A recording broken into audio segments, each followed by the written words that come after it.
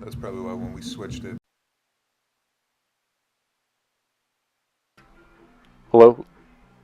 Yeah, all right. So everybody heard that, but you probably want to do your thing again.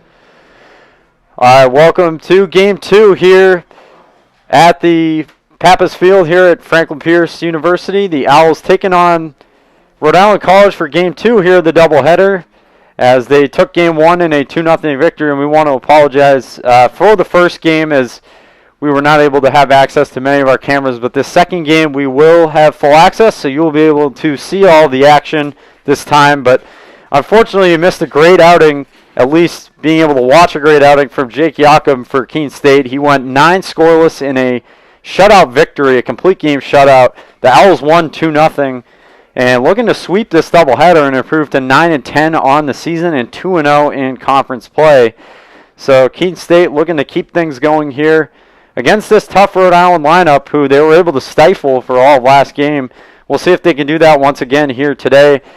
First pitch for this game was initially scheduled to be at 3 p.m., but that first game flew along so quick that we're going to get going here just a little bit after 2. And head coach Justin Blood for the Owls out to exchange lineup cards here with the head coach of Rhode Island College with the umpires. And behind the plate, it'll be Matthew Arcovio here in Game 2 as the umpire. And at first, on the bases, it'll be Joseph Hilton. Hilton was behind the plate for Game 1, so those two will switch out. And just looking for another productive game here for Keene State for the offense, as that first game, they were able to come through with pair of RBI doubles in that 7th inning from Josh Bion, and that was Brendan Eaton as well, who had that second double. So just looking to keep things going, they were able to get to the pitcher in that first one, and that was Sean Gamlin, who was just incredible. He struck out 16 in the game, but he actually goes down as the loser in that one.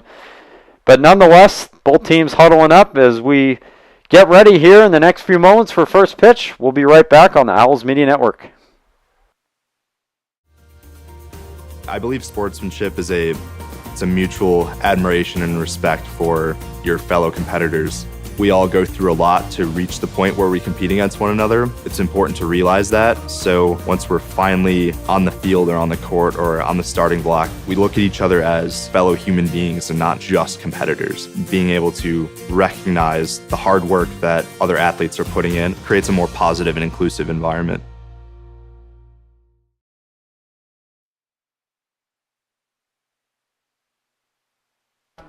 All right, on the mound for the Owls in Game 2, it's going to be Phil Nichols, 2-1 on the year with a 2.91 ERA. Last time out, he went 5 1/3, and that was down in Worcester, Mass, in a win over Clark University. He'll be looking for another good day today and follow up what the left-hander Yakum was able to do in Game 1. Owls, knock on wood, but have still not allowed a run today to the Anchormen, who came in one of the better offenses certainly in the conference. So we'll see if they can keep them at bay here for Game 2. As we get ready, first pitch will be right around, I believe, 2:06 or 2:07 here in Game 2. The first game only a little over an hour and a half in time, so it absolutely flew by.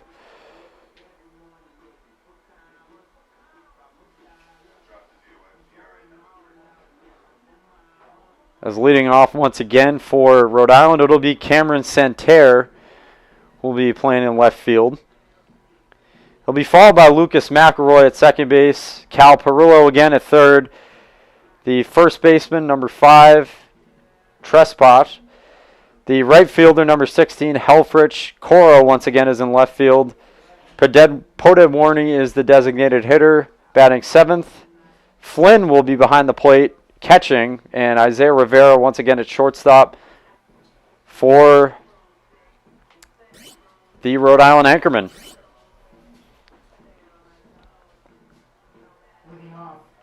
So here is Cameron Santerre playing center field, ready to get us going for Game 2.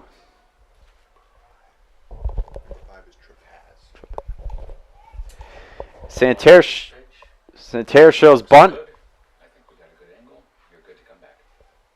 Santerre shows bunt on that first pitch, takes for ball 1 from Phil Nichols. Are you having Tyler stay out there the whole time? No. Okay. The first baseman is Pappas for Rhode Island.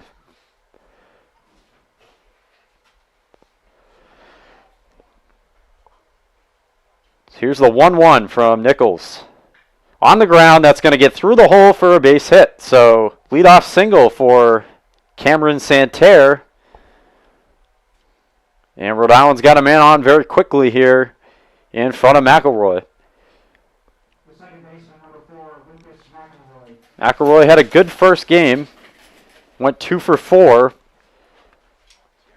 So he actually had his way a bit with Jakob.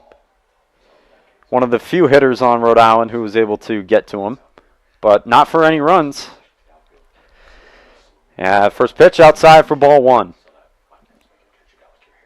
And Nichols a bit of a, seemingly from here at least, a bit of a harder thrower than Jakob, but Jakob was great with his command in game 1, and that was a big part of why he was able to get that complete game shutout. That one in for strike 1. As mentioned, we have a different plate umpire for game 2. It's Matthew Arcovio instead of Joseph Hilton. So Hilton moves to the bases as they swap places. Here's the 1-1.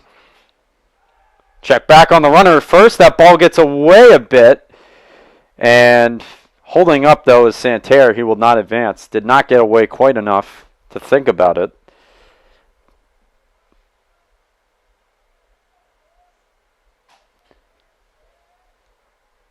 Keene State, with the win, is now 33-22 all-time against Rhode Island College.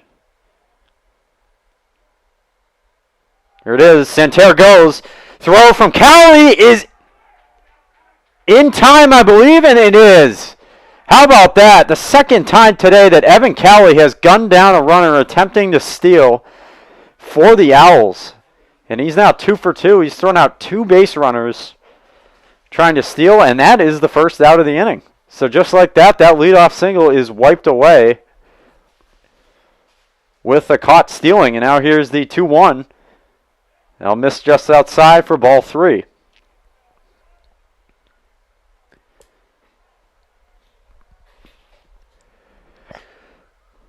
Comes the 3-1. Swung on, popped up, foul that will get out of play.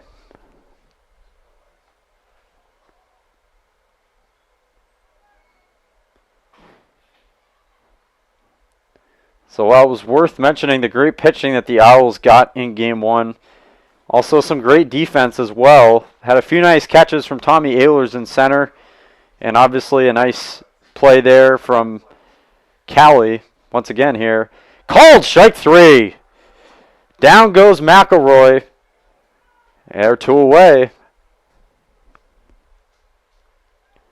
For Cal Perillo, entered the day hitting over 400. He's 405, but he was 0 for 4 in game 1. So a big part of the Owls able to win. Here's the first pitch. In for strike 1.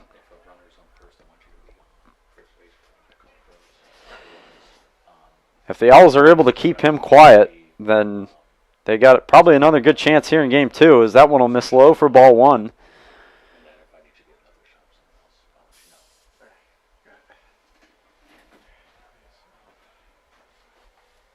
The 1-1. Outside, ball 2.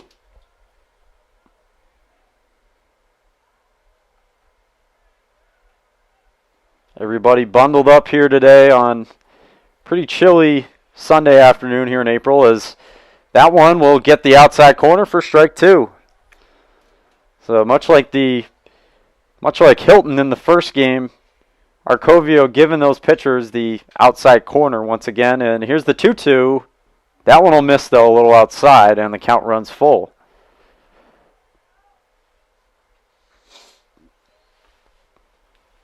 So full count here from Nichols. Nobody on. Nothing. 2 out here in the first. Here it is. Swung on, popped up. Cowley looking back towards the screen, but that's going to get out of play. And we will do it again.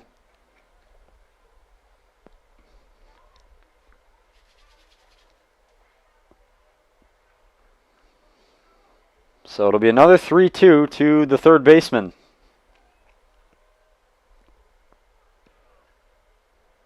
Here it is. In the air to right field. Eaton on the run. He's going to make the catch. Nicely done by Brendan Eaton, and that will end the inning. So after a leadoff single, nothing comes of it as we head to the bottom of the first. 0-0 here on the Owls Media Network. I remember writing in the second grade that I wanted to be a teacher, and I always knew that I was going to be a teacher. I started school a year early, and it created challenges for me because I wasn't able to pick up material as fast as the other students. Outside of school, my jaju would quiz me on my math facts and read with me. It showed me that even though I had challenges in school, there were still people who wanted to help me. In high school, I knew I had to work harder than everyone else to get the same results, but I had teachers that would help me in subject areas outside of their own because they could relate to how I felt. The way these interactions with my jaju and my teachers made me feel while I was learning is the inspiration for how I'd like my students to feel. I'm able to build relationships and be vulnerable with my students when they're struggling because I've been in their shoes and I know exactly how they feel. Being able to relate to them from my own experience has become a massive asset in becoming a teacher.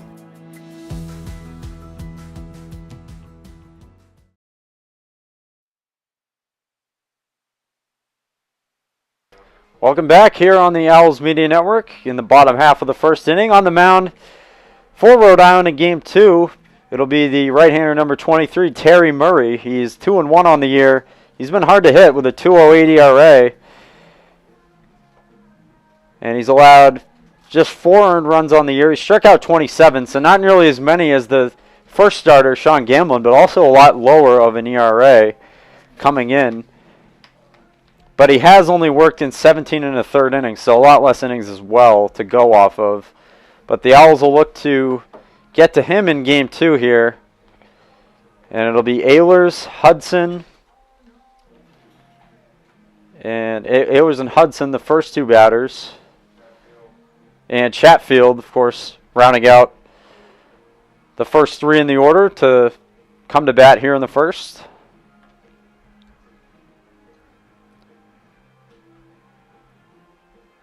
So he gets his last few warm-up pitches in here. Does Murray. And we are ready to go in the bottom half of inning number 1. So here is Tommy Ehlers. Struggled in the first game. Not able to record a hit. And was not able to get on base either. So I believe he finished 0 for 4. But looking to get things back going here in game number 2. Facing Murray. First pitch. Outside, ball 1.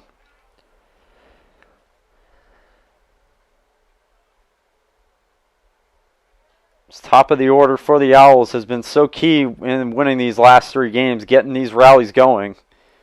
That'll miss for ball 2. Murray with kind of a crossfire type motion. Working from the right side. Here comes a 2-0. Yeah, it'll get strike 1 on the outside part of the plate.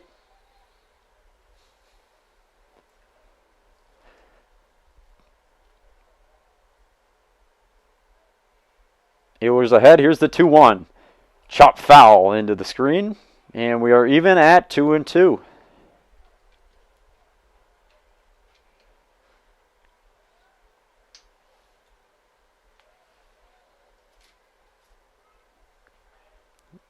There's a 2-2 from Murray.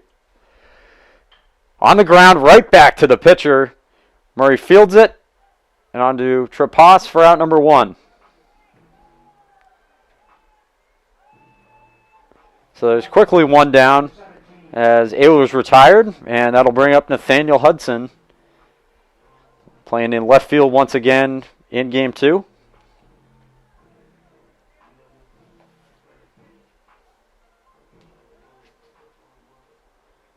And the Owls lineup virtually the same as the first game.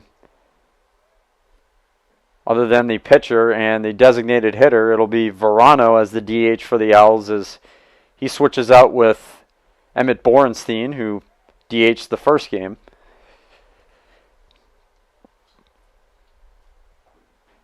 That one in there for strike 2. Quickly ahead 0-2 on Hudson. Yeah, Chatfield on deck. Here's Murray's 0-2. Cut on a missed. First strikeout of the day for Terry Murray, as he gets Hudson very quickly on 3 pitches, and there are 2 down. The third baseman, number 23, Jonathan Chatfield. So here's Chatfield. Got things going in that 7th inning where the Owls ended up winning the game on with the 2 runs there in game 1. He had a 1-out single and then came around to score the first run. Here's first pitch to him, in for strike 1. Murray filling up the strike zone here. First couple pitches were off, but since then he's been very efficient. Comes that 0-1. Line, that's going to get down, probably into the gap. That'll be extra bases for Jonathan Chatfield, as he rounds first easily into second. It's a 2-out double for Jonathan Chatfield, and the Owls have something cooking here in the first inning, with Josh Beon coming up to the plate. The first baseman, number 45, Going to keep that line moving. And Beon once again at first base this afternoon.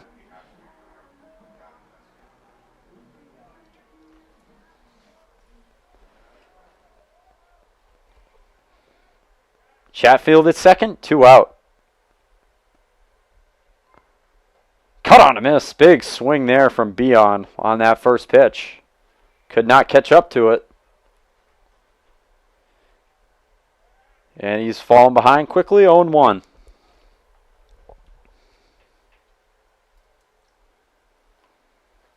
Comes the 0-1 from Murray. Cut on a miss, strike 2. Blew that fastball right by him. And he's 1 pitch away from getting out of a little bit of trouble here in the first inning. Got the first 2 in quick order and then gave up the double to Chatfield. And here comes the 0-2 pitch. Foul back to the screen. Didn't get that much of it, but just enough to stay alive.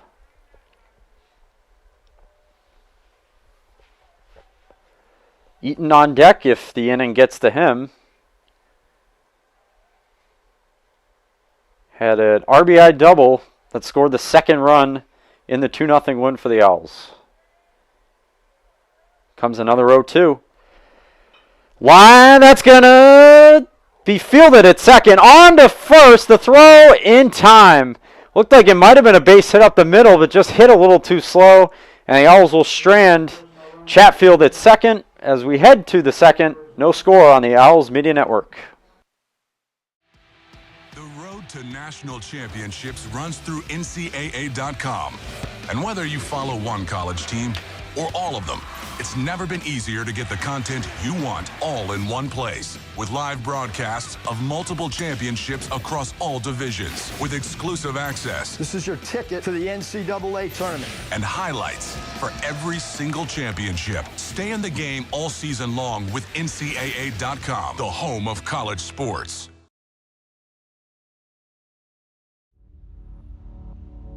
To them, the whole world looks like an opportunity. One to be seized, built upon, and made better for their sport and the people around it. To student athletes, every opportunity is a chance to change what could be and show the world what opportunity can do.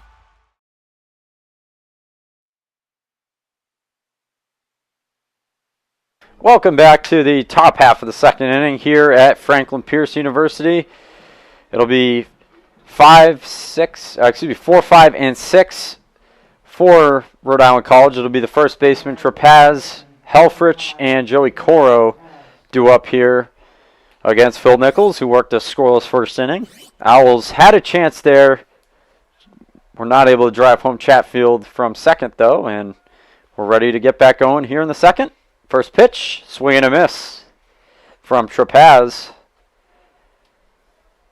Started at first base in game 1, and same here in the second. 0-1 from Nichols, just off the outside edge for ball 1.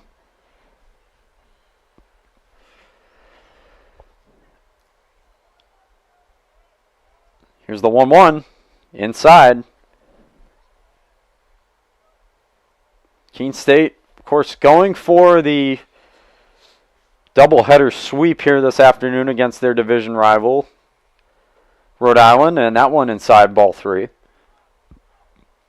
First conference games of the season for the Owls as they open up conference play really for this final month of the regular season. Here's the 3-1. Inside ball 4, and Pappas works a leadoff walk for Rhode Island College, just 5 pitches, and they have the leadoff man aboard for the second straight inning.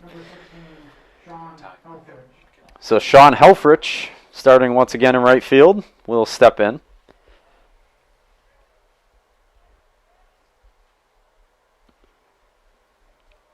Wind not as strong, at least in the early going here, game 2, as that one will catch the corner for strike 1. First game, it was whipping pretty good out to right field. There were some balls that got hit that kind of carried out that way, almost to the warning track. We didn't have any home runs, though, in the first game. Check back to first. Not in time. Pappas is back in safely.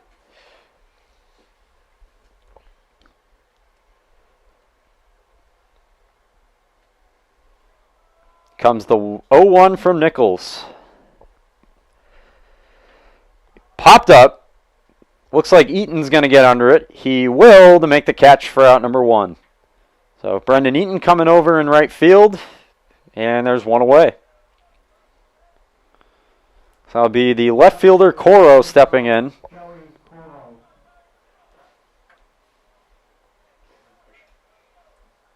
And I believe he recorded the last out of the complete game shutout from Jake Yakum in game number 1 with a ground out to short to end it. That one inside, had to get out of the way a little bit for ball 1.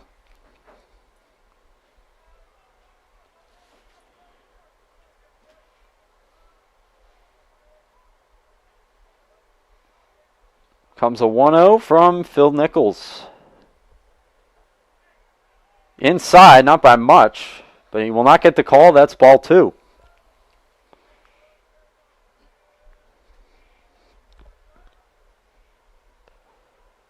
Two-0 here to Coro. Trapat's on it first. Check back in on him, and he's back in safely.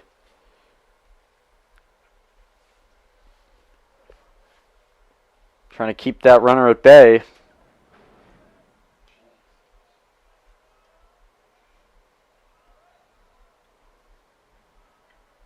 Here it is.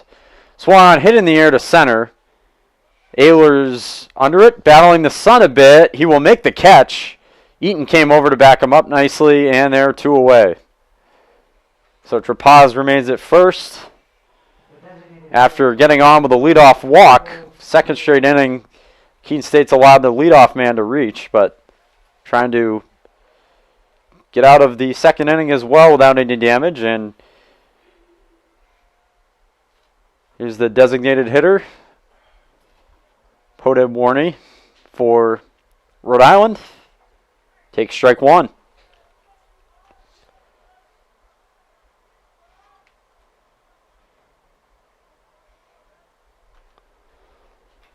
There's the 0-1 coming from Nichols.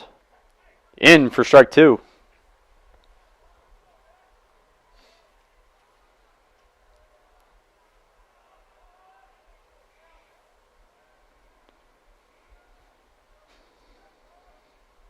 The 0-2. Outside, ball 1. So Nichols trying to get out of this inning here. Runner on first, 2 out. He has 1 strikeout already. Looking for number 2 right here on Podeb Warney. Here's the 1-2. Outside, ball 2. So the count runs even.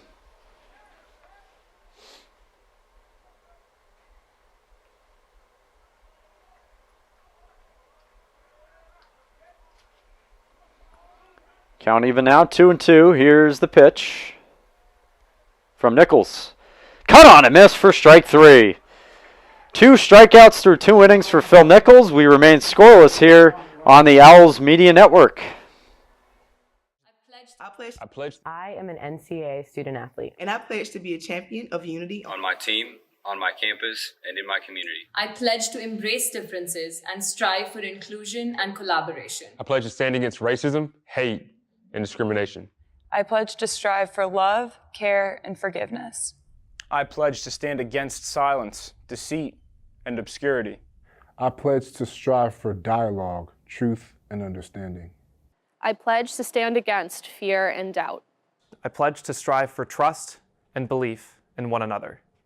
I pledge to stand against complacency and stagnancy. I pledge to strive for change and growth. I commit to supporting my fellow student athletes in all circumstances that impact them. I commit to both choosing unity personally and encouraging it for all. I pledge these things because we are stronger together. United as one.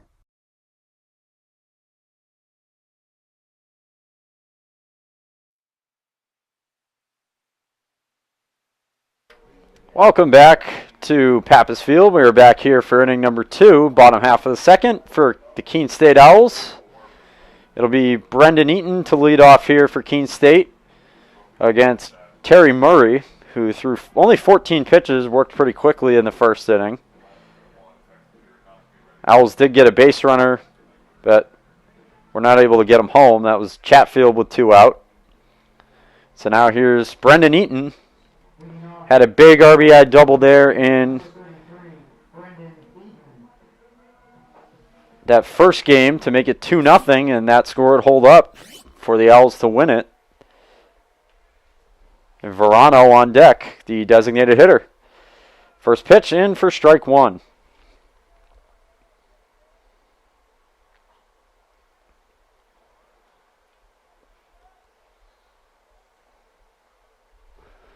Second pitch gets past the catcher, and that'll be ball 1. As Verano goes to retrieve that ball.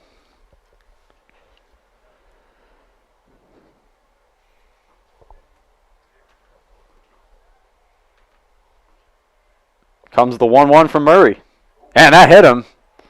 So Brendan Eaton is on the tough way here to begin the inning. He gets hit by the pitch. And Owls have the leadoff man on for Alec Verano, who is DHing here in this second game. It was Emmett Borenstein who got the start at the DH spot last game. So Verano coming in for game 2 here. Going with the classic look, no batting gloves.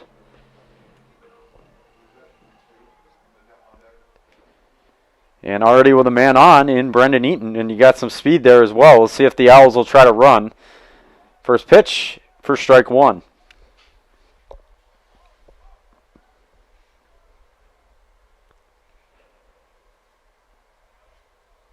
Eaton leads at first. They'll check back on him and back in safely.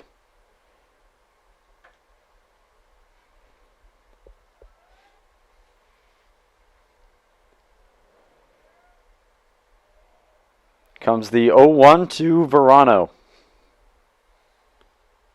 And that hits him. So Verano gets drilled. And that's back-to-back hit batsman, a walk on the wild side here for Terry Murray to begin the second inning. He's hit the first 2 batters he's faced. And the Owls have something brewing here just like that.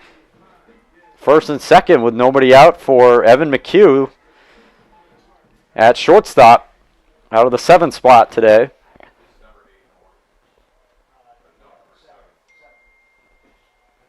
Here's the first pitch to McHugh, called strike 1.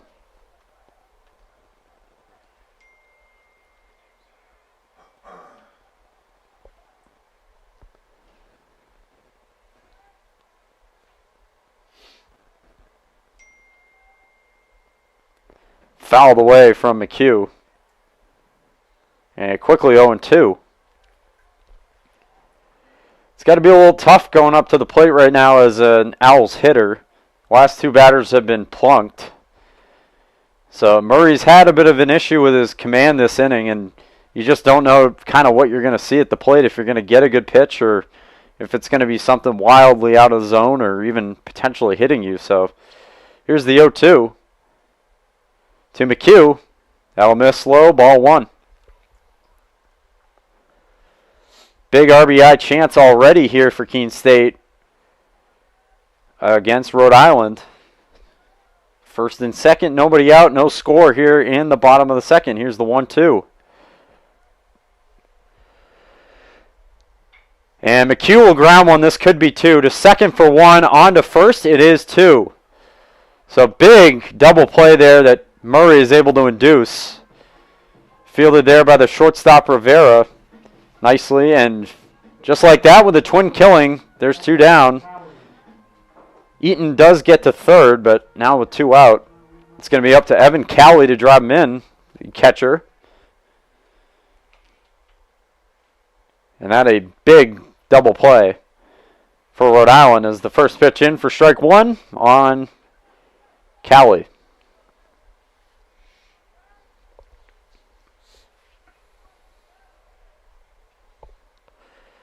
A 1 in the air. Third base, Perillo under it. He will make the catch and foul ground, and just like that on a few pitches, Rhode Island gets out of a big jam. So we head to the third. No score here still on the Owls Media Network. Pretty quiet during the summer when most students are home, but that doesn't mean it's completely empty. Students are working and learning here year-round. There's tour guides and student workers like me, and students are interning all over the Monadnock region. Many of our majors require hands-on learning, and our students are working as reporters, videographers, environmental advocates, and scientific researchers to gain experience. Here's a look at what's happening right here in our city this summer.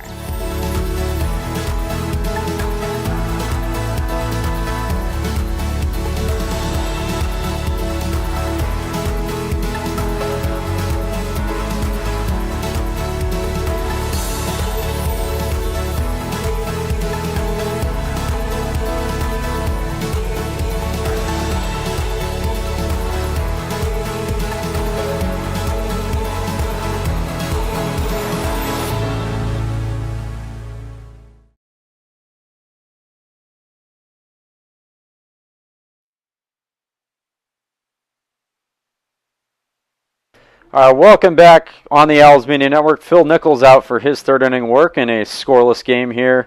Game 2 of the doubleheader this afternoon for the Owls against Rhode Island.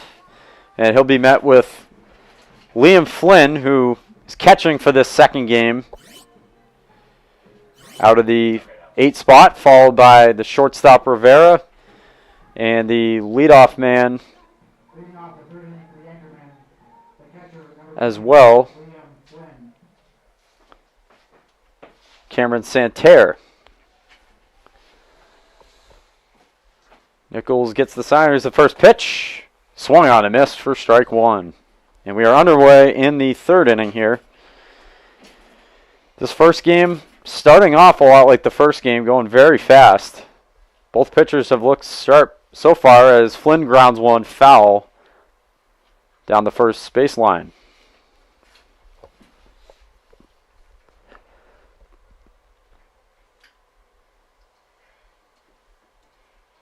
So Flynn getting the start after it was Lucas Pearson the first game. Cut on a miss for strike 3. And he's down on 3 pitches. Another strikeout. Third of the game for Phil Nichols. And that equates right now at least to a strikeout an inning. So that is if he gets through 3 with still 3 strikeouts. Here's Isaiah Rivera, the shortstop. First pitch, fouled away.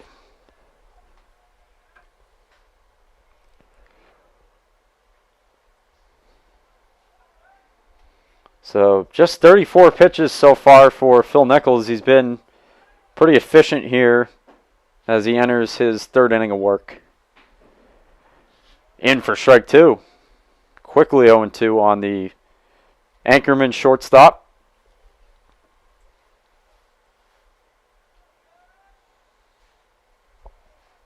Comes the 0-2. On the ground to short. McHugh has it. Throws to first in time. 2 away. So 6 pitches and 2 outs. And that'll bring up the leadoff man, Cameron Santerre. Santerre is 1 for 1. He led off with a single to left, but was quickly thrown out at second base trying to steal to negate that early threat. First pitch, misses low, ball 1.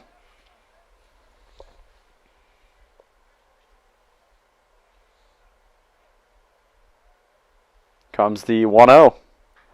Popped up. McHugh battling the sun a bit, but it looks like he's got it, and he will make the catch. That's a very quick inning once again for Phil Nichols as we head to the bottom of the third. Still no score here on the Owls Media Network. All right, pay attention. Welcome to Fandom 101. We'll cover the tools of the trade from foam fingers in the wave to the super secret wave. How's that for a course description? Lesson 1, your game starts long before the opening whistle, so arrive prepared. 2, if something piques your interest, raise your hand. And 3, work in groups. NCAA championships, attendance is encouraged, passion is mandatory. Get your seats today at ncaa.com/tickets. Class dismissed. College sports fans, get ready for game day with officially licensed merchandise from the NCAA official online shop, ncaa.com/shop. Get the whole family geared up with the best collection of apparel and accessories, including t-shirts, sweatshirts, headwear, championship gear, and more. Visit the NCAA shop for today's special offer and rep your favorite team now. Only at ncaa.com/shop.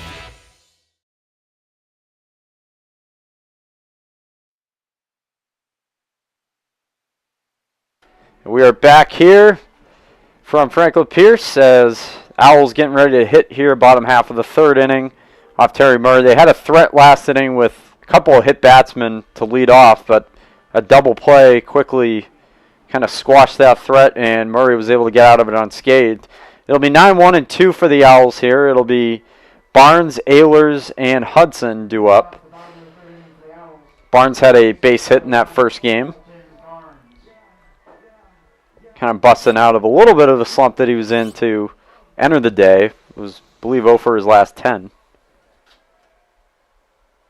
Let's see if he can keep it going here in game 2.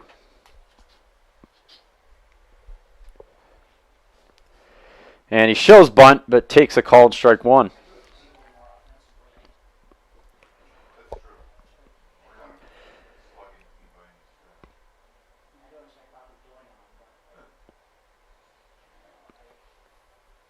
On the ground to third, Perillo fields it, but that's a foul ball.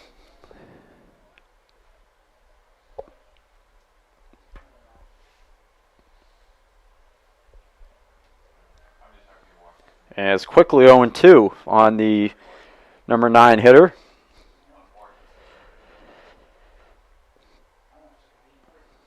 Here it is from Murray. On the ground, right back to Murray. Fields it, throws to first in time, and there's one down. So now back to the top of the order, it's Tommy Ehlers. Still hitless on the day today. Looking for number 1 right here. And playing in center field, his usual spot for the Owls. Cut on a missed. Kind of a half-hearted swing there from the leadoff man for strike 1. Hudson on deck. And Chatfield would be after him if it gets to that.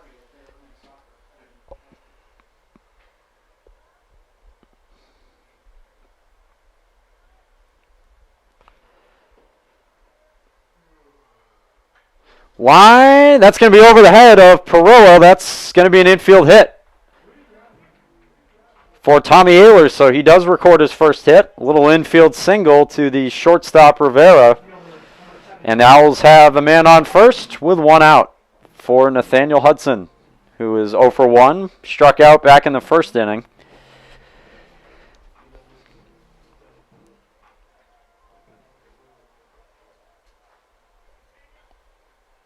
Here's the first pitch from Murray. Runner goes. Ehlers gets down. That throw will get away into center field, but Ehlers is going to stay put. He didn't see it. But that'll be a stolen base for Tommy Ehlers. So Owls getting the runners going on base here early. And they now have a man at second with just 1 out. So another big scoring opportunity here for Keene. Had one last inning. Had a smaller one in the first inning with a 2-out double from Chatfield. That one will miss for ball 2 to Hudson. See if the Owls can drive in Tommy Ehlers after his 1-out infield single and then the steal of second base. Foul back to the screen. Big cut there from Hudson.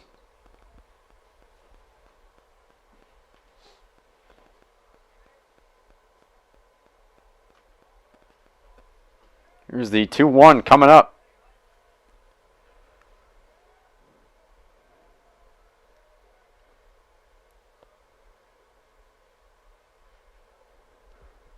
Outside, ball 3. So good hitters count here for Nathaniel Hudson.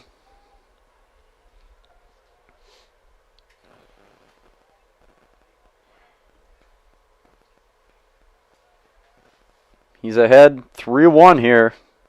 See if he'll take or if he'll be swinging. Here it is. That will miss low and away for ball 4. So Hudson, nice at bat there. Not trying to do too much. Takes a walk. And it'll make it first and second for Jonathan Chatfield, who doubled back in the first inning. He's had a couple hits today as well. Had a hit in the first game. Back in that pivotal 7th inning where the Owls would end up winning the game. Murray looking to his catcher, running through the signs again. And now has a pitch he wants. Fires. Strike 1.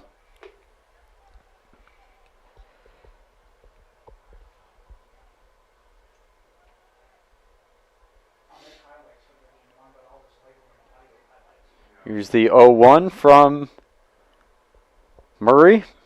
Upcoming to the third baseman.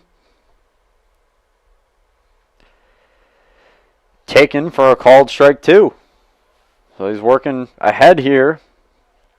Josh Beon is on deck if he gets the opportunity.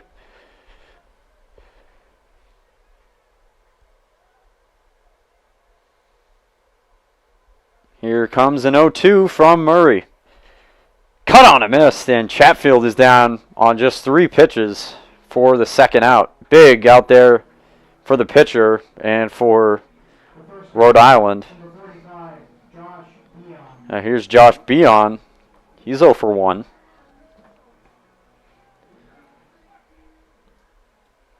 Still an RBI spot. First and second, 2 out. Scoreless game here in the bottom of the third. That one ran inside, and nice stop there by the catcher, Flynn.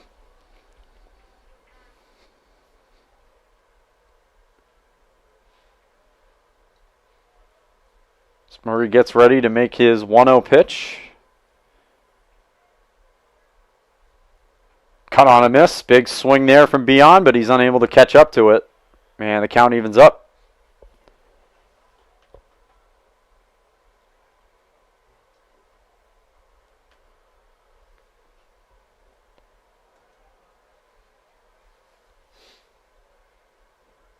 Comes the 1-1. Swung on a miss, strike 2. Got him swinging a little bit early there. Maybe something off speed from Murray, and here comes a 1-2 pitch. See if Beon can maybe stay back a little bit or try to catch up if he fires in a fastball. Here it is. Fouled away. And he spoils that one. To at least see another pitch here.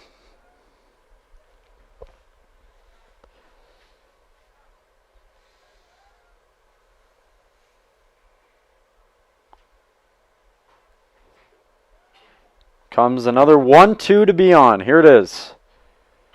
In the air to right field. That ball's carrying. It's going to be off the wall. That's going to probably bring in 2 runs. Ehlers is in to score. Here comes Hudson to score. And the Owls lead it 2-0. How about that? That ball just kept carrying off the bat from Beon. It didn't look like, it just looked like a routine fly ball to right field. But that got over the right fielder's head there, Helfrich. As he backed up, that one almost blew out of here. And the Owls, just like that, take a 2-0 lead. So, big 2-run double for Josh Beon with 2 out. Here's Brendan Eaton now. And he takes ball 1. Looking to keep this inning going for the Owls. Clutch 2-out hit there from their first baseman. And once again, working with a 2-0 lead. This time a lot earlier in the ball game. Didn't score till the 7th last game, and Eaton fouls that one back.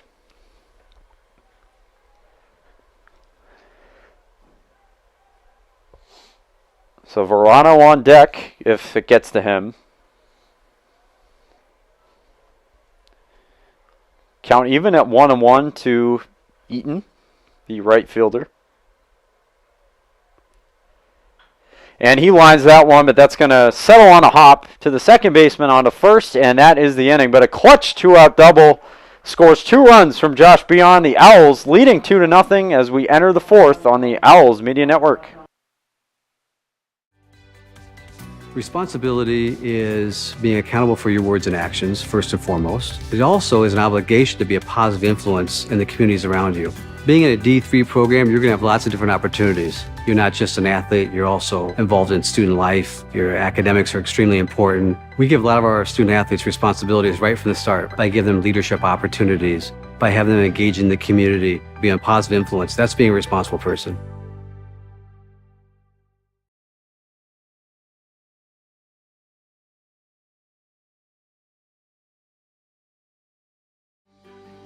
Comprehensive learning is being able to adapt to experiences and apply the things that I learned. Being an athlete and juggling academics helped me grow as a person, and things that I've learned, I was able to apply it in another field, putting them into everyday life. Developing comprehensive learning helped me prioritize certain things to make sure I get to where I want to be.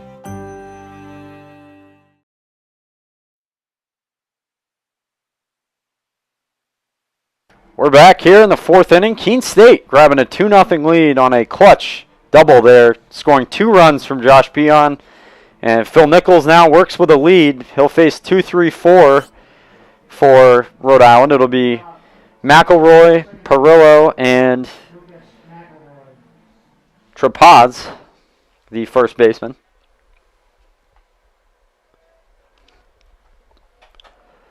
Here's the first pitch from Nichols.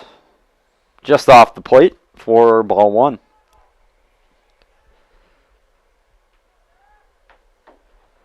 McElroy 0 for 1 with a strikeout in the first inning. He takes strike 1.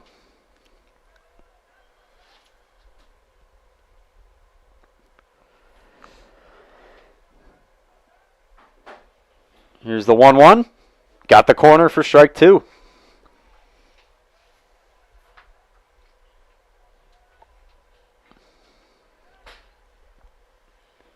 Here's that 1-2 pitch. Outside.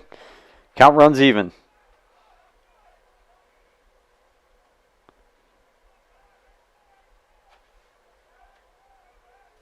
A 2-2. Outside, and McElroy's battled right back to make it a full count here to the leadoff man.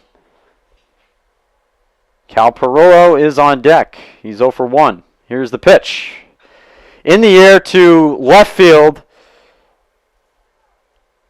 Under it is Hudson. He makes the catch just shy of the warning track. Ball does not have nearly as much carry out to left field as it does to right field, as we saw with Beon's double. Looked like kind of a routine flyout off the bat, but just got blown out there and off the wall. But not nearly as much win out to left field. That ball was hit pretty well, but just not enough carry to it to get it off the wall or out. And now here's Perillo. He takes ball 1. Nice job running it down as well there by Hudson in left field. Takes ball 2. So Perillo is in total 0 for 5 on the day. He's not reached in any of his at-bats. Owls trying to keep it that way. Here's the 2-0. Called strike 1.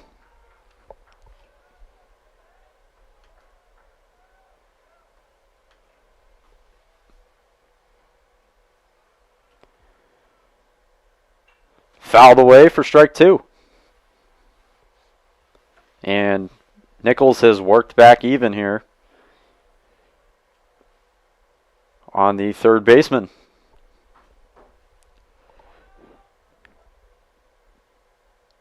Here it is, the 2-2.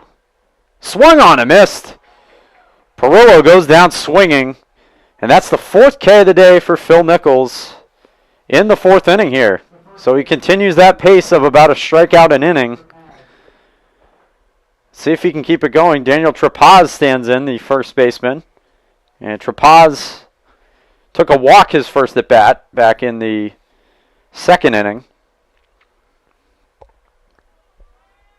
but did not score. That one will miss high, and Nichols behind once again, 2-0.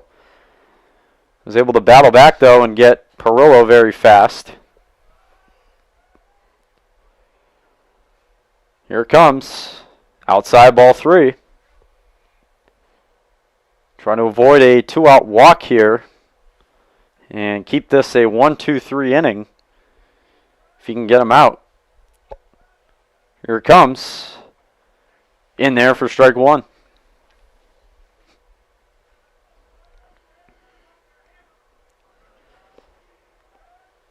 Nichols working fast. Here it is. In for strike 2.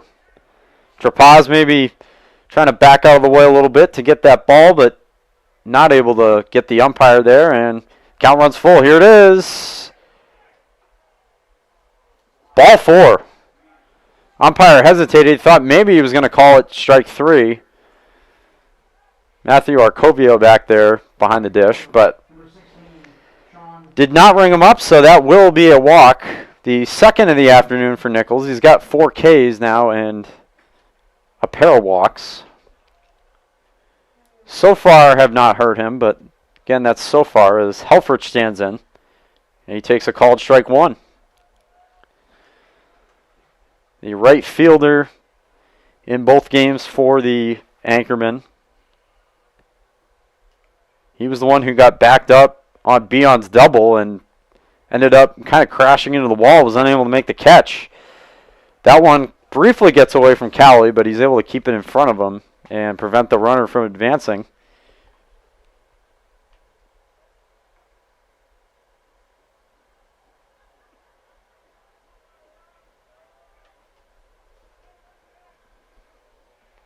Comes the 1-1 from Nichols.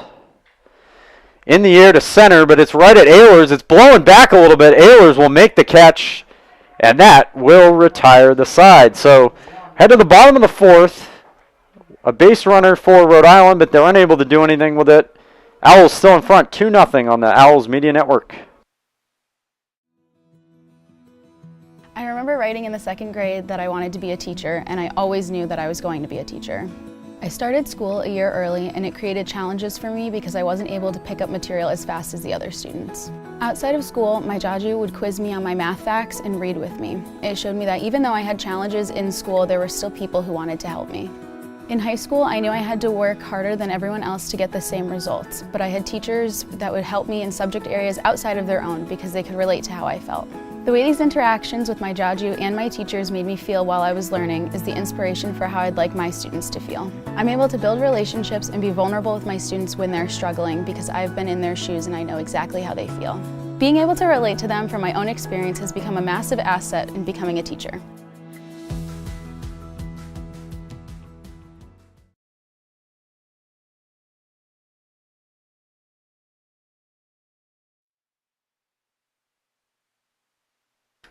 We are back here in the bottom of the fourth inning. Keene State leading Rhode Island 2-0 here in game 2. Owls looking to sweep this doubleheader. And it'll be Verano, McHugh, and Cowley due up for Keene State. So this will be 6, 7, and 8 here in the bottom half of the fourth.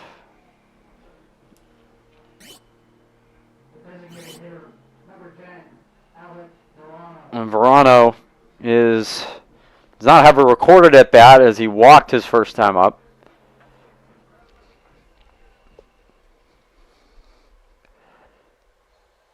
Here's the first pitch. Going swinging after the first pitch, and he comes up empty for strike 1.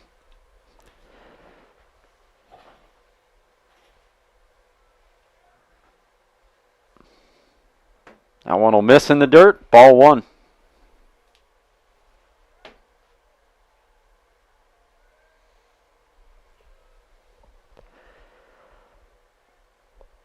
Count even on Verano.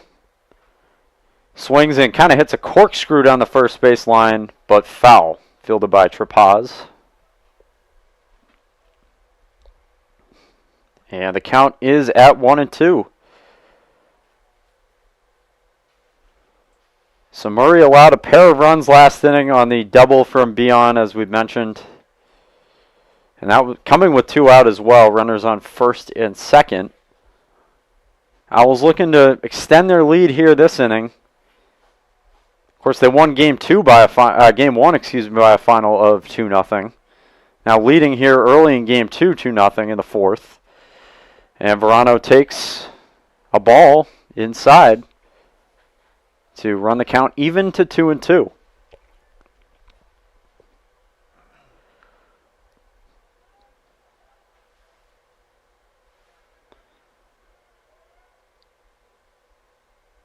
Here's the 2-2. Foul back. And he will stay alive for at least another pitch. Murray's pitch count has been pretty efficient. Currently, if this is accurate, he sits about 47 pitches through 3 innings. Nearing the 50 mark. And that one outside. Count runs full. That may have also been his pitch count entering this inning too, so he's thrown 6 pitches this at bat. Here's the full count pitch. That'll miss well outside. It gets away. Verano will take off to first, and he's got ball 4. So leadoff walk. And the walks have been a bit of an issue here early on for Murray. I believe that might be his 3rd of the game, either 2nd or his 3rd. He only has struck out 2, so despite coming in pretty good with the ERA, walks have been an issue for him in this one. Runners going, that's going to be a bunt, but foul. So they, not quite a sacrifice as they were able to get Verano going at first base. Looked like it might be a steal initially or a hit and run, but that was a foul bunt there from Evan McHugh for strike 1. Gotta like the small ball that the Owls are playing today. They know this is a tough pitching staff. You gotta get runs in any way you can. Back to first is McHugh. Verano, McHugh at the plate at first base.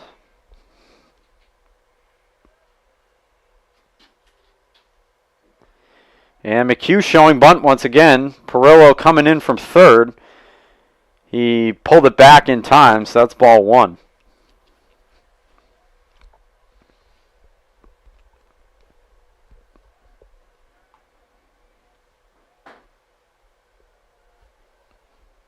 And McElroy also kind of was moving in a bit from second base. This time he'll be swinging as Verano got another jump there, but that'll be fouled back for strike 2.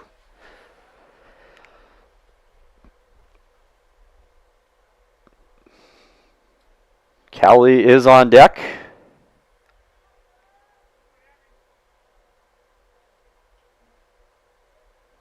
Murray gets ready for this 1-2 pitch to the Owls shortstop. Here it is. Outside, ball 2.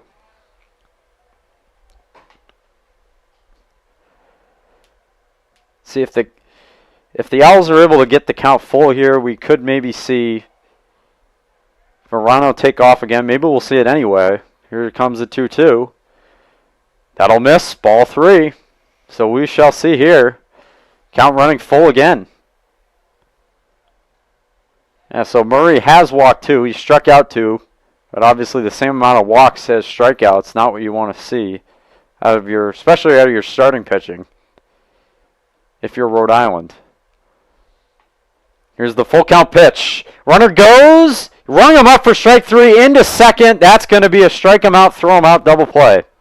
Wow.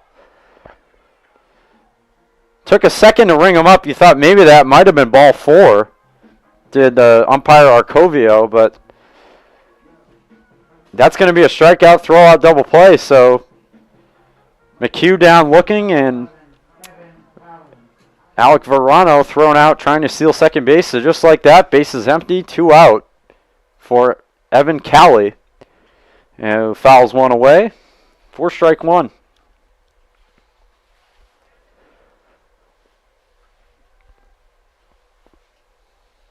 So the 3rd strikeout of the afternoon for Murray. And he's ahead quickly, 0-2 on Cowley.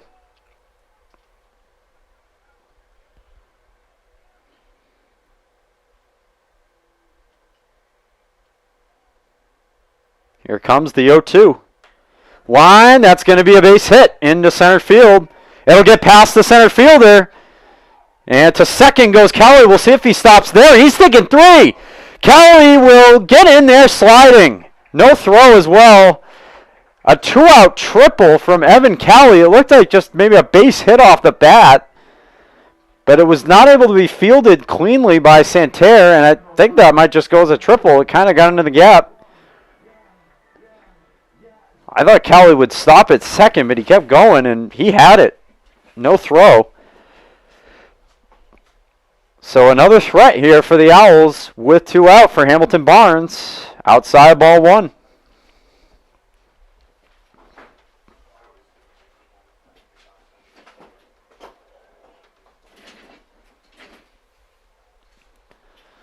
The 1-0 to Barnes on the ground to second. That should get him out of the inning.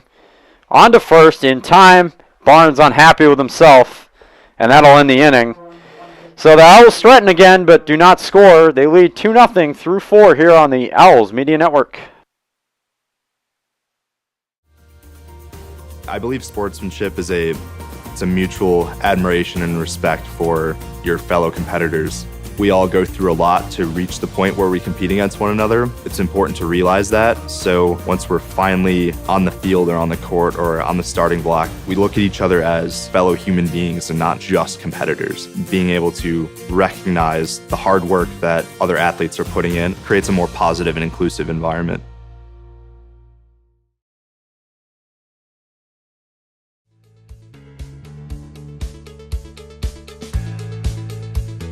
Being a part of the different activities and organizations that I've been a part of, I'm actually able to see myself where I'm like, hey, I actually can make a change. I'm one person that can make a difference. Division III has helped me to develop teamwork skills, critical thinking skills, time management skills. It's not just about basketball, or it's not just about school. It's about developing yourself as a person altogether.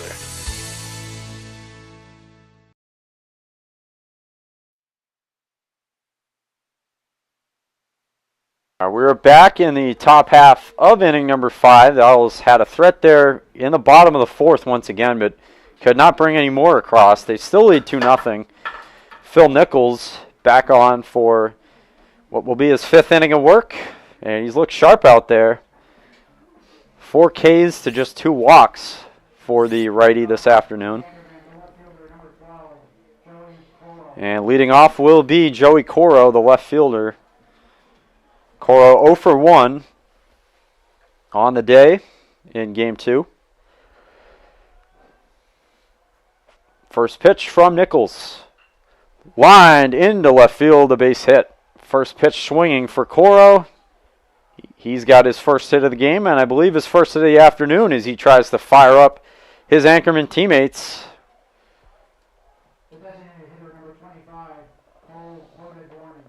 Cole Ported Warney stepping in now, the designated hitter. In both games today, 0 for 1, struck out his first at bat. Takes ball 1.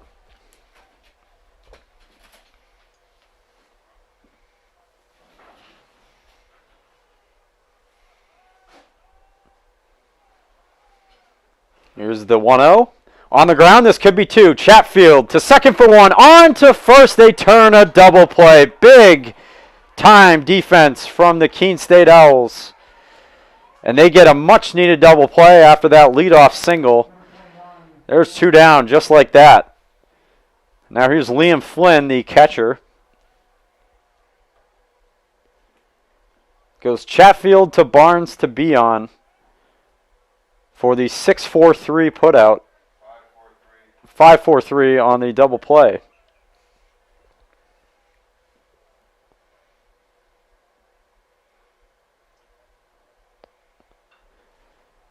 Fouled back, and the count is even.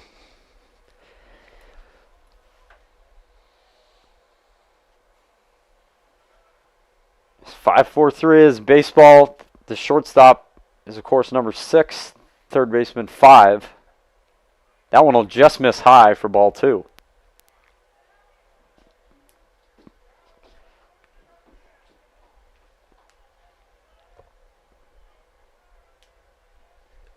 Two 1. Called, strike 2 on the inside part of the plate.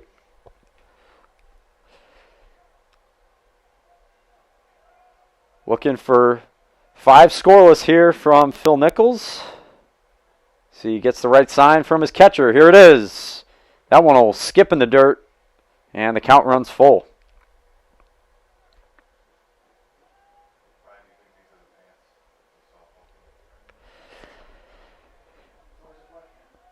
Full count pitch from Nichols. Here it is. Come on, it missed. 5th strikeout of the day for Phil Nichols. He's got a strikeout inning still. Owls still lead it 2-0 through 4.5 on the Owls Media Network. The road to national championships runs through NCAA.com.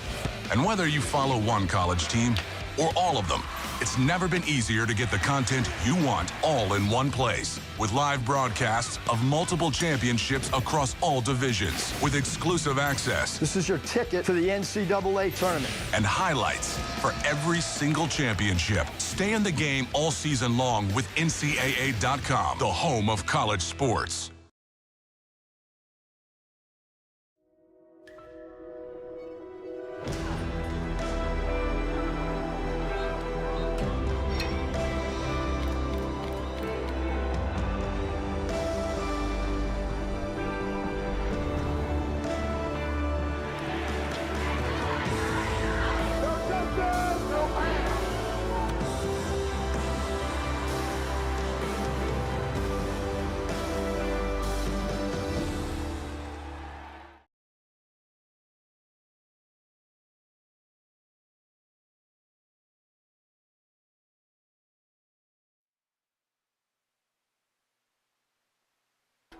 Back here in the bottom half of the 5th inning, Owls leading 2-0. And looking for more, they'll have the top of the order due up here. It'll be Ehlers, Hudson, Chatfield due up. Ehlers is 1 for 2. He recorded his first hit in his last at bat and came around to score the first run of the day for the Owls, first run of 2. And Ehlers stepping up. Got an infield single as well, and that was what got things going for the Owls in that 3rd inning, where they put both runs across the plate. We'll see if he can get something going again here for the top of this lineup. And first pitch swing popped up, but it looks like that's going to get out of play, and it will. So strike 1.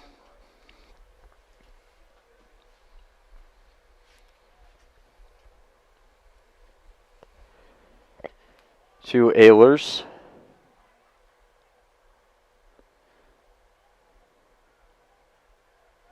Third time facing Murray this afternoon. That one misses low and away for ball one.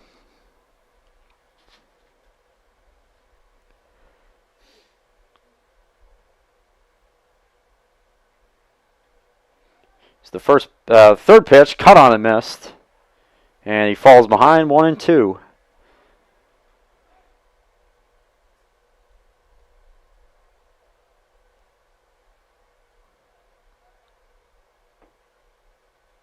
The 1-2 pitch outside, and he got him swinging for another strikeout from Murray. That's his fourth of the day, so he had some trouble with the walks earlier, but since then he's picked up a pair of strikeouts. He's got 4 Ks to just 2 walks on the day, so not as bad now for him. As Hudson steps up, he's 0 for 1, but he has taken a walk. And he's going to go after the first pitch, ground it to the second baseman, on to first for the out, quickly 2 away. As the throw skirts into left field from second base after the out was recorded. But here's Jonathan Chatfield. The third baseman, number 23, Jonathan Chatfield. And Chatfield got out his last time up before Beon drove home both runs. And that one runs in. It did not get him. Almost grazed the jersey there, but just able to get out of the way. That would have been the third hit batsman of the game for Terry Murray. And he goes after the second pitch, hits it in the air to left. Battle in the sun, but he'll make the catch. And that is a very fast inning for Terry Murray. So the Owls don't do anything. They lead 2-0 still through 5 innings on the Owls Media Network. Our campus can be pretty quiet during the summer, but we're still here to show you what your life at Keene State will be like. I'm Emma, a tour guide of the admissions office, and I'm here to answer your questions and show you the parts of our community you're interested in seeing most. You can book a tour at keene.edu/visit or reach out to any of our admissions staff to find out when you can come see our home. Here's a sneak peek at what a tour is like.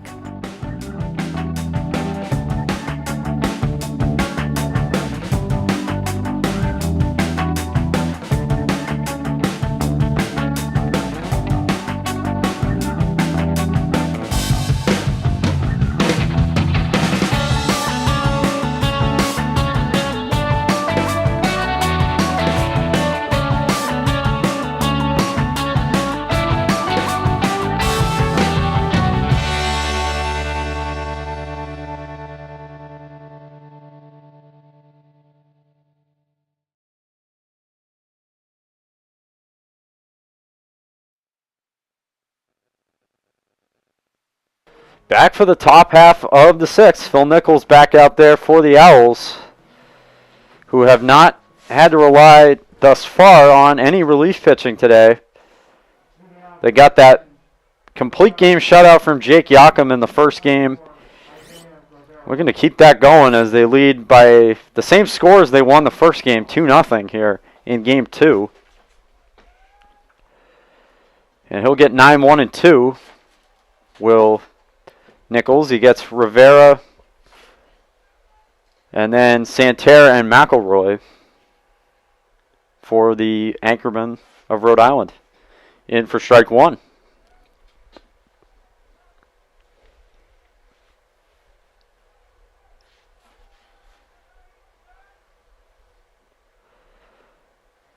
We're going to keep this clean.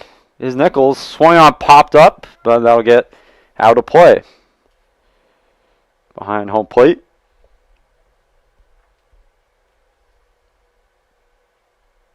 And he's ahead 1-2 on Rivera. Here it is. Swung on and fouled off. Just getting a piece of that to stay alive was Rivera.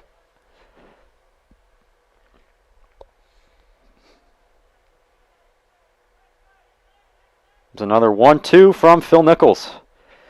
Line, Beon can't pick it. That'll get down the right field line. This will be extra bases. Eaton going after it, trying to get it in quickly, and he will. It's cut off by Barnes, and that is a leadoff double for Isaiah Rivera, the shortstop, as he'll run over to his first base coach, Give him his gloves and his elbow pad probably. So leadoff man on for Rhode Island. They get a man beyond first base as well. That's been tough to come by for them this game.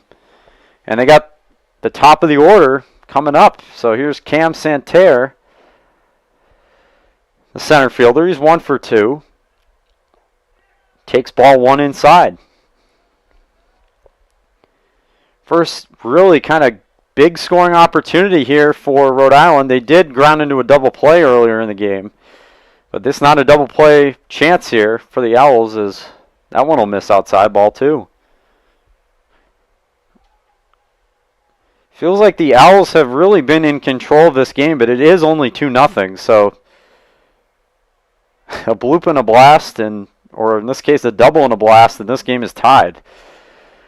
And that one's hit well to right field, but under it, at a left field, but under it is Hudson for the first out. So that one hit wickedly, but thankfully right at Nathaniel Hudson, and he's able to make the catch for a wild out number 1. Runner will not advance either from second. Now here's McElroy, the second baseman. He's 0 for 2 in this game, but he did have a good game 1. He went 2 for 4. And he goes after the first pitch, fouls it away.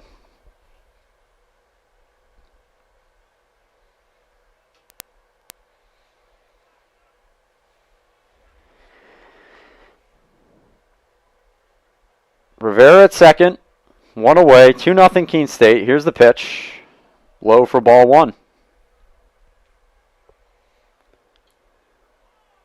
And Nichols entered this at bat with just 76 pitches, so he's also been very efficient, much like his counterpart Murray.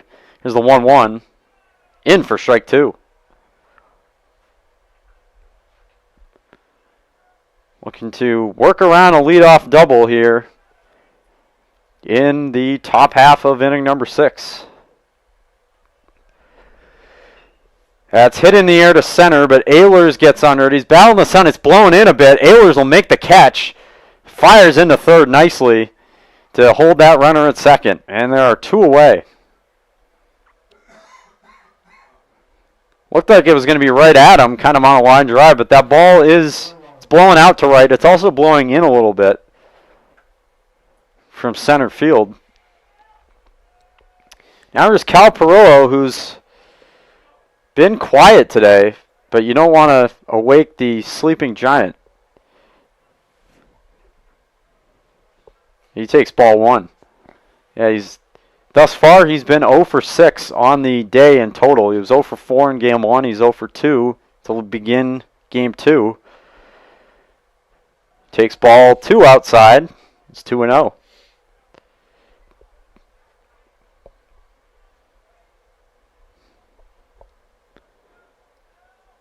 Trapaz on deck if it gets to him, the first baseman. And Perillo hits one in the air to left. Under it is Hudson, just in front of the track. He's got it, and that will end the inning. So a bit of a long fly ball there, but the Owls get out of it unscathed after a leadoff double. We head to the bottom of 6, 2-0 Owls on the Owls Media Network. I am an NCAA student athlete. And I pledge to be a champion of unity on my team, on my campus, and in my community. I pledge to embrace differences and strive for inclusion and collaboration. I pledge to stand against racism, hate, and discrimination. I pledge to strive for love, care, and forgiveness. I pledge to stand against silence, deceit, and obscurity. I pledge to strive for dialogue, truth, and understanding. I pledge to stand against fear and doubt. I pledge to strive for trust and belief in one another. I pledge to stand against complacency and stagnancy. I pledge to strive for change and growth. I commit to supporting my fellow student athletes in all circumstances that impact them. I commit to both choosing unity personally and encouraging it for all. I pledge these things because we are stronger together. United as one.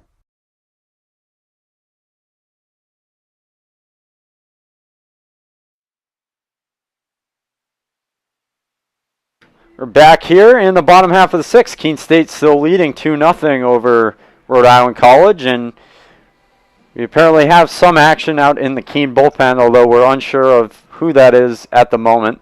But we'll get back to you once we figure that out. And some early trouble there for Phil Nichols, but he worked out of a leadoff double situation and kept the Anchorman off the board. So through 15 total innings, knock on wood, but the Owls have not allowed a run this afternoon. And it'll be Josh Beon who has the big hit in this one back in the third inning. 2-run double with 2 outs to right field. First pitch, big swing there for strike 1.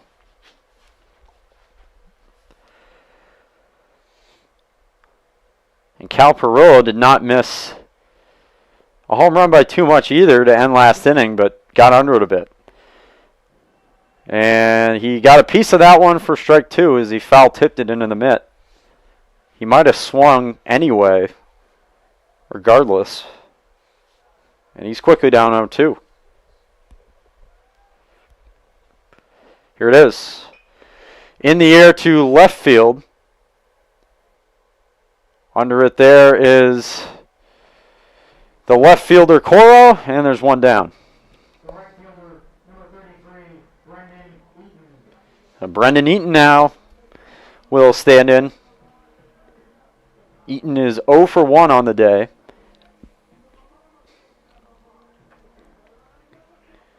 As he comes to bat here in the 6th inning. Just 7 total hits in this one. Keene State have 4. Rhode Island has 3. And no errors for either side so far.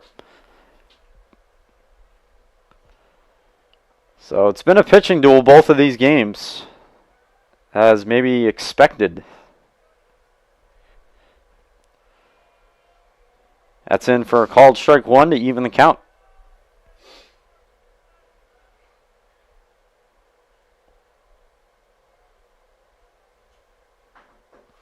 Comes the 1-1.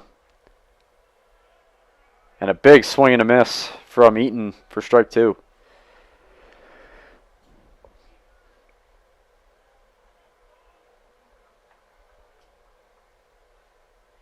Verano is on deck. The 1-2 to Eaton. Line, that's going to be fair. Down the first baseline. Eaton will romp on into second. And he's in there standing up. That's a 1-out double from Brendan Eaton as he celebrates at second base. Perfectly hit right past the glove of the first baseman Trapaz, who could not field it. That was very similar to the leadoff double for Rhode Island last inning, as they got one past Beon on a similar type of line drive down that first base line. And now an RBI spot for the designated hitter, Alec Verano, as the Owls pick up their 5th hit of the day. Eaton at second. Verano swings and misses for strike 1. Evan McHugh, the shortstop, on deck.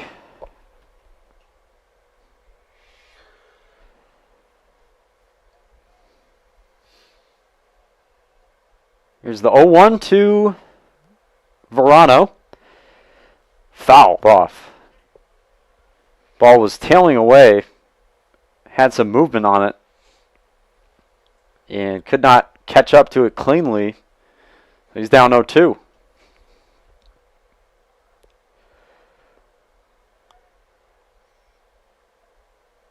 Here is the 0-2 to the designated hitter. Just outside, ball 1.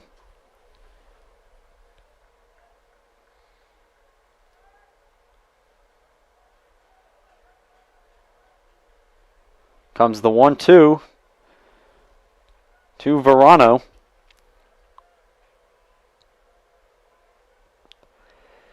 Cut on and missed. He goes down swinging. And that's a big second out for Murray on the hill. So it'll be up to Evan McHugh to try to get this run in for Keene State. And McHugh is 0 for 2. He struck out once. Eaton leads at second, 2 away. Called strike 1 to the shortstop.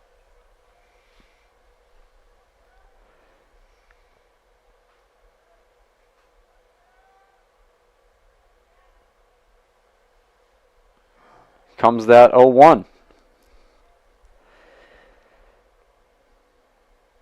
Eaton getting a solid lead at second. In for strike 2. McHugh tapping his helmet with the bat.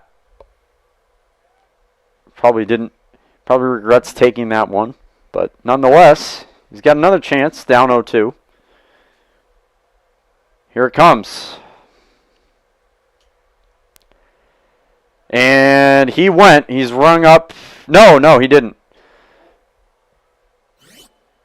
The base umpire, Joseph Hilton, ruling he did not go around.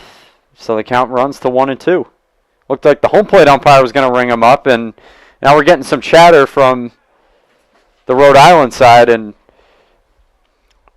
Arcovio telling him to quiet down a bit.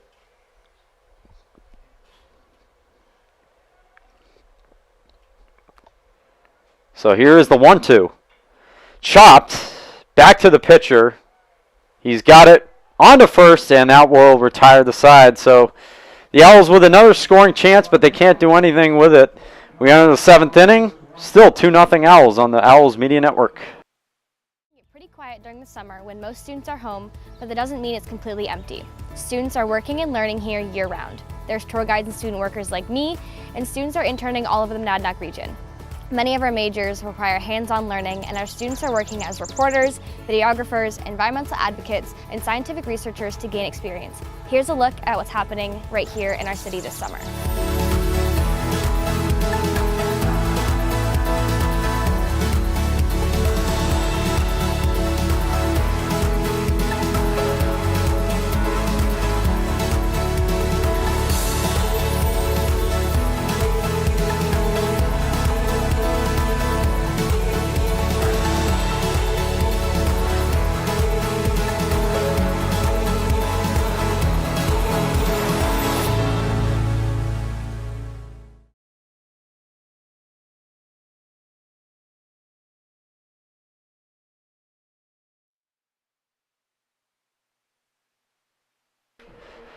Back here in the top half of the 7th, Keene State still holds a 2-0 lead over Rhode Island College in Game 2. And Phil Nichols, 6 scoreless today, trying to keep that going through inning number 7.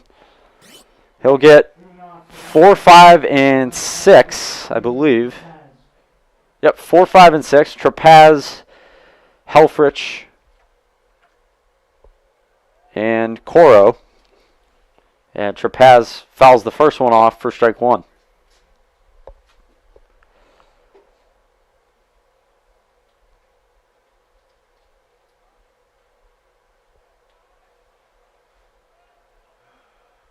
Comes the 0-1 from Nichols. A miss low and away for ball 1.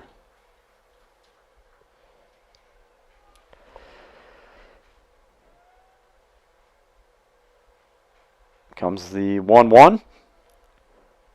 That'll be inside, ball 2.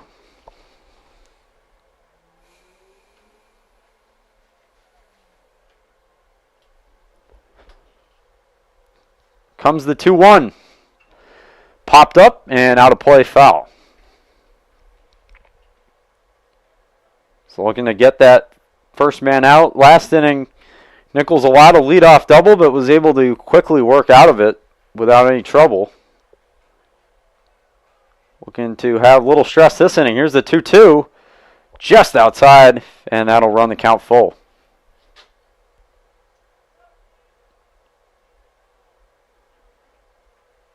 So here is the 3-2.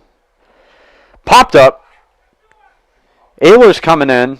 Battling the sun a bit. It's going to drop in front of Ayler's, but the throw coming in to second. He's safe.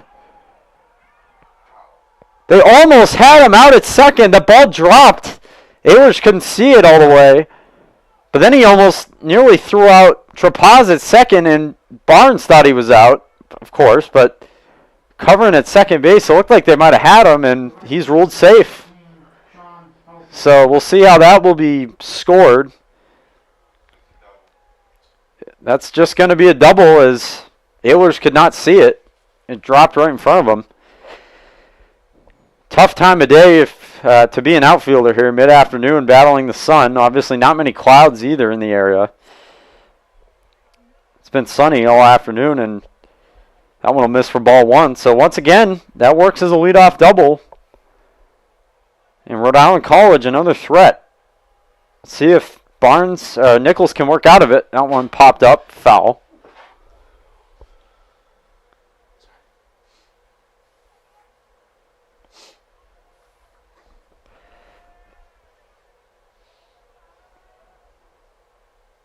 So Helfrich at the plate now.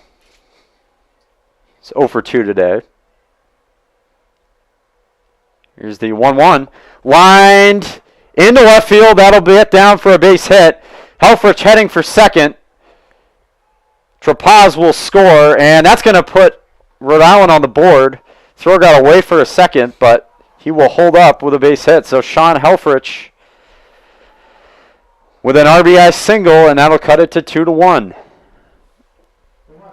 And he's on at first with still nobody out. Here's Joey Coro's 1 for 2.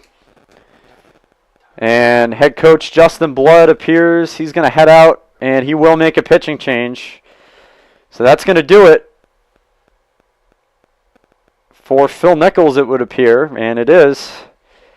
So he goes 6+ with that 1 run allowed, but he's on the hook for the runner at first, as we'll have a new pitcher coming in here for Keene State in just a moment here on the Owls Media Network.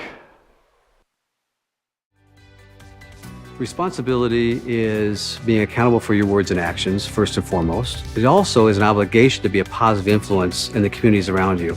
Being in a D3 program, you're going to have lots of different opportunities. You're not just an athlete, you're also involved in student life. Your academics are extremely important. We give a lot of our student athletes responsibilities right from the start by giving them leadership opportunities, by having them engage in the community, be a positive influence. That's being a responsible person. The road to national championships runs through NCAA.com. And whether you follow one college team or all of them, it's never been easier to get the content you want all in one place. With live broadcasts of multiple championships across all divisions, with exclusive access. This is your ticket to the NCAA tournament. And highlights for every single championship. Stay in the game all season long with NCAA.com, the home of college sports.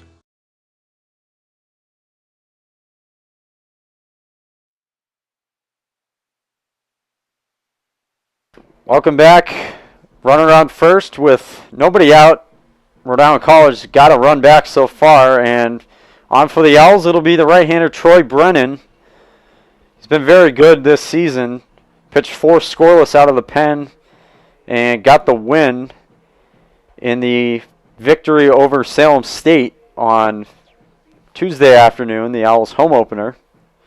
And looking to keep this a 2-1 ball game here in the 7th inning, as he inherits the runner at first, Joey Coro. Or excuse me, that is Coro will be up at the plate. That's Sean Helfrich at first.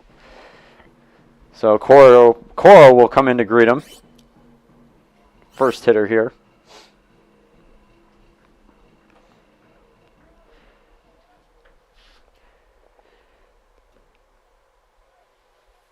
So Troy Brennan trying to work out of some trouble here in the 7th inning. Runner on first, nobody out. 2-1 Owls in game 2. As he looks the runner back over. Here's the first pitch. In the dirt, ball 1. Blocked nicely though by Callie to hold that runner.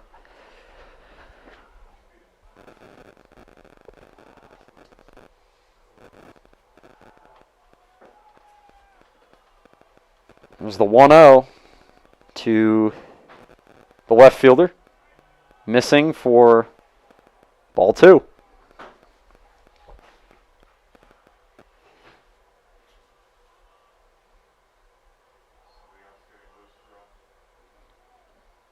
(1-0). 2-0. Lined into center field, a base hit. Gets it quickly back into McHugh, but it'll be first and second now with nobody out.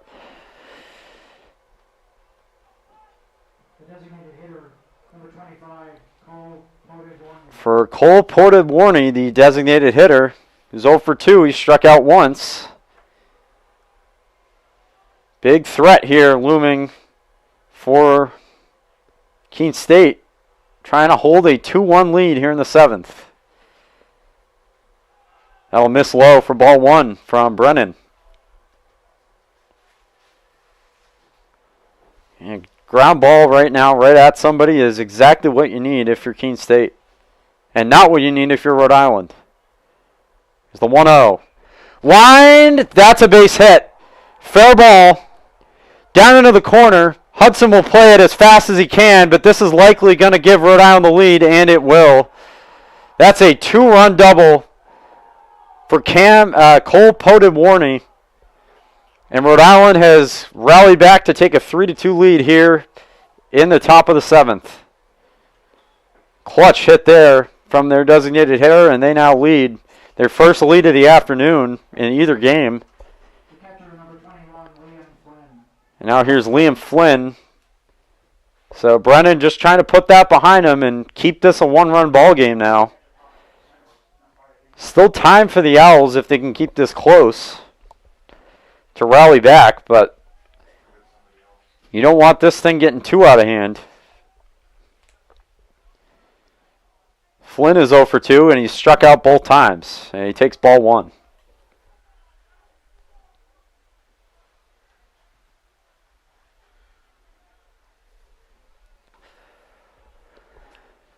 So here's a 1-0 from Brennan. Outside, that's ball 2. Brennan's had a tough time finding the plate since he's come into the ball game. And he's allowed a pair of hits. They've seen that fastball very well so far. And that one's hit in the air to left. It'll hang up, though, for Hudson. Trying to battle the sun a bit. He makes the catch for the first out. Bit of an adventurous route. But Hudson able to squeeze it. And that's a big first out. Confidence boost, certainly, I'm sure, for Brennan. Here's Isaiah Rivera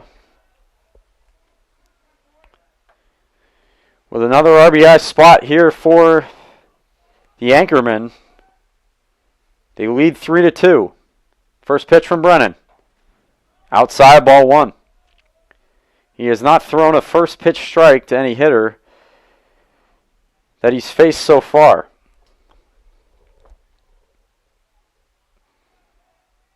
Here's the 1-0. Ball 2.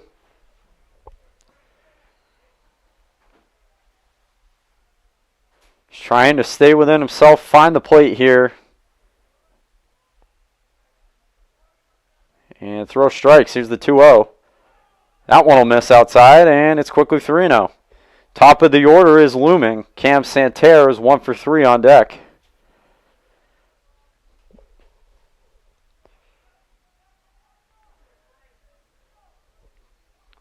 Comes the 3-0. Outside, ball 4. 4-pitch walk for Herrera. Bring up the top of the order.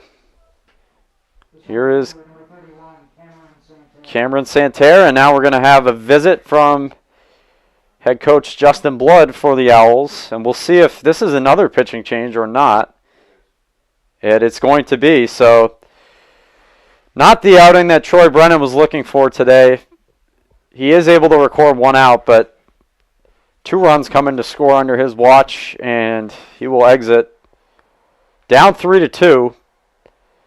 As we'll get another pitching change for the Owls in just a moment here on the Owls Media Network.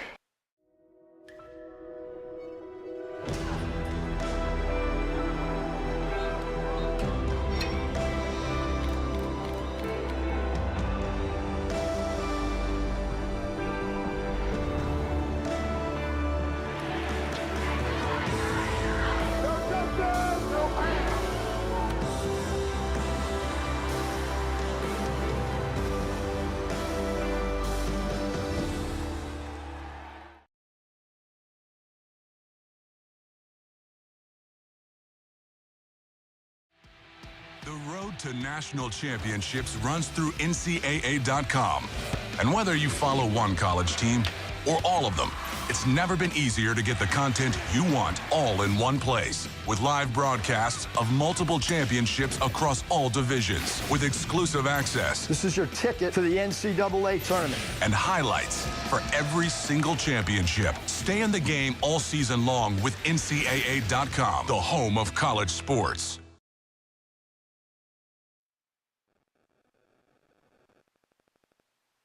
Welcome back here. Top half of the 7th. Owls falling behind here 3-2 to Rhode Island. And on for the Owls, it'll be Patrick McKeegan in relief. And McKeegan is 1-0 with a 193 ERA on the season. Started the home opener against Salem State, went 3 innings allowing 2 runs, but both of those runs coming in the first inning. So he settled down quite a bit after some early troubles. And is looking to get the Owls out of trouble right here, as they have, Rhode Island has first and second with only 1 out still, as McKeegan will fire in his final 2 warm-up pitches here. This will be the last one, as he'll come in to face Cam Santerre and McElroy, who is on deck if it gets to him, at least. So Santerre steps in, and 1 for 3 on the day. Looking for a hit here for Rhode Island in a big spot. First pitch from McKeegan, misses for ball 1.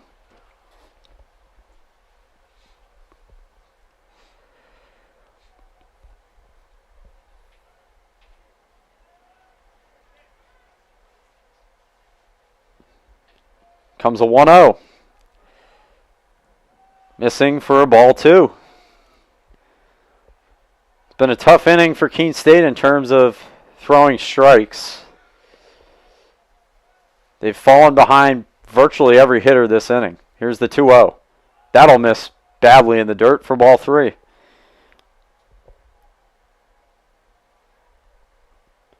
Just looking for something over the plate here. You don't want to come in. Obviously, McKeegan does not want to come in and walk the leadoff man. Here's the 3-0. In for strike 1. He gets it over. Yeah, looking to battle back now. Maybe get a ground ball right at somebody and get out of this inning. Just down by 1. See if he can do it here. Here's the 3-1.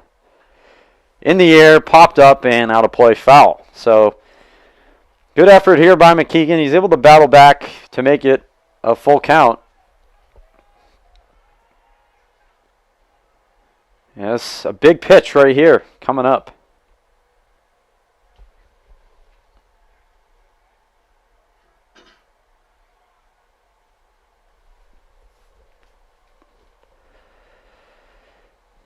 It looks like they're looking for another ball, and he's going to get it here from the umpire.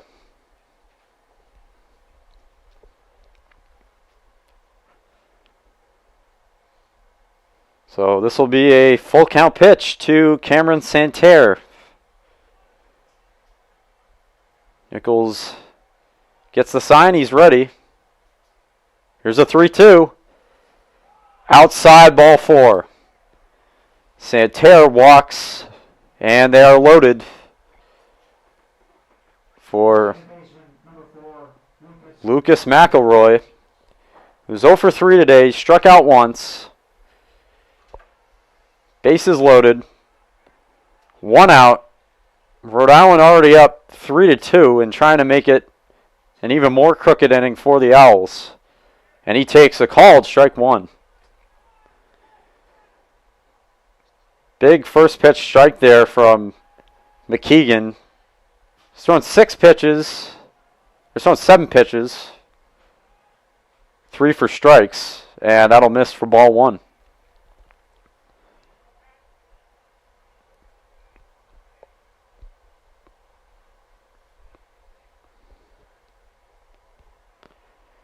Count even, 1-1.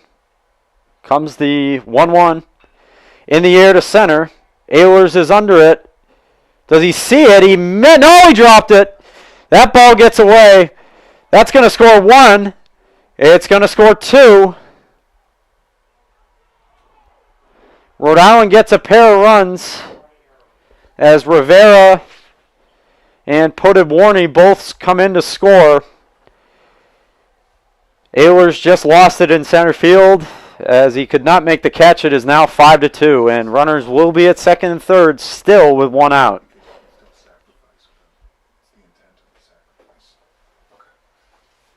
So now here's Cal Perillo, 0 for 3, takes ball 1.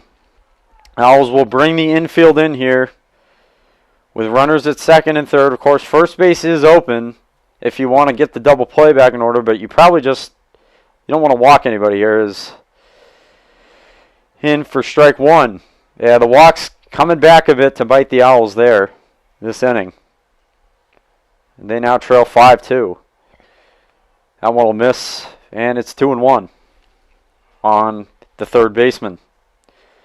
So Rhode Island was quiet all afternoon, but they've put up a 5 spot here in the top of the 7th. And looking for more. Here's the 2-1. In the air to left field. That one might get out of here, and it does. Cal Perillo with a 3-run blast, and just like that, Rhode Island has made it 8-2. Wow, what a swing there from Perillo. He was quiet all afternoon. He was 0 for 7. Make it 1 for 8 with a big shot there. Big fly to left field. And that'll certainly help his numbers on the year. Overall, not a great day for him, but he'll feel better after that swing. That makes it 8-2. And all 8 runs coming here in the top of the 7th. First pitch to the first baseman, Pappas, misses for ball 1.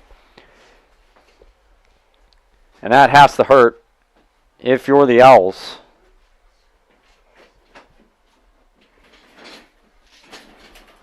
Came in leading this inning 2-0. In for strike 1. And now just looking to get out of this inning, which has gone on for quite a while. It's been a long top of the 7th. Here's the 1-1. Pop foul out of play. And you just knew coming into this game that with the numbers Perillo had put up this season, he has that kind of potential, and he showed it right there. With a big fly to left field to give him an 8-2 lead. Line foul. And it'll remain 1-2.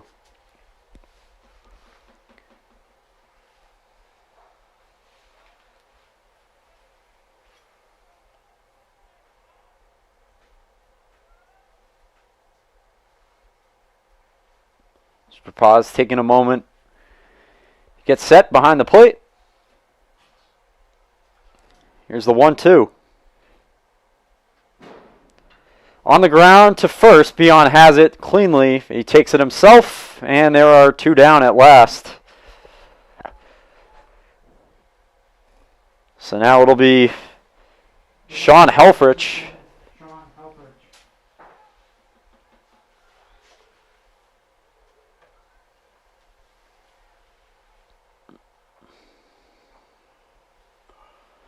Helfrich 1 for 3.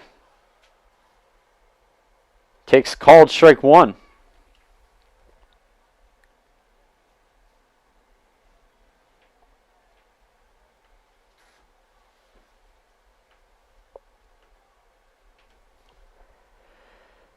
And I believe Pappas led off this inning for Rhode Island, so they have now batted around and then some.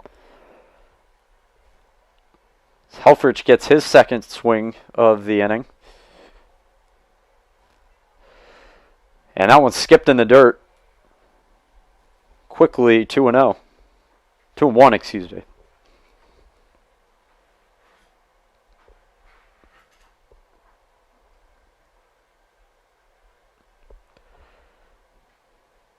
And it is from McKeegan. Popped up. Under it is Barnes. He's got it. And at last, the inning is over, but not before 8 runs come across the score for the Anchormen as they explode on offense. We'll be back here. The Owls down 8-2, entering the bottom of the 7th on the Owls Media Network. All right, pay attention. Welcome to Fandom 101. We'll cover the tools of the trade from foam fingers in the wave to the super secret wave. How's that for a course description? Lesson 1, your game starts long before the opening whistle, so arrive prepared. 2, if something piques your interest, raise your hand. And 3, work in groups. NCAA championships. Attendance is encouraged. Passion is mandatory. Get your seats today at ncaa.com/tickets. Class dismissed.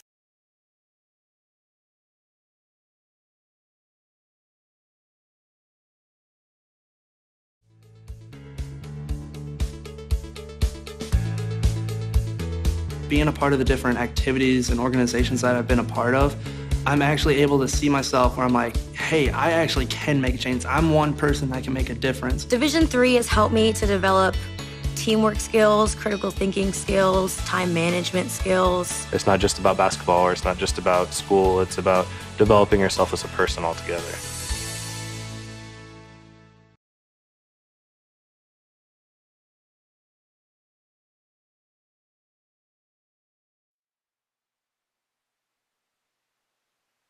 We're back in the bottom half of the 7th. Terry Murray still out there for Rhode Island, as he's now in line for the win if he can hold on. Owls trailing 8-2 after an 8 spot for the Anchormen in the top half of the 7th. And Evan Cowley will lead off for the Owls.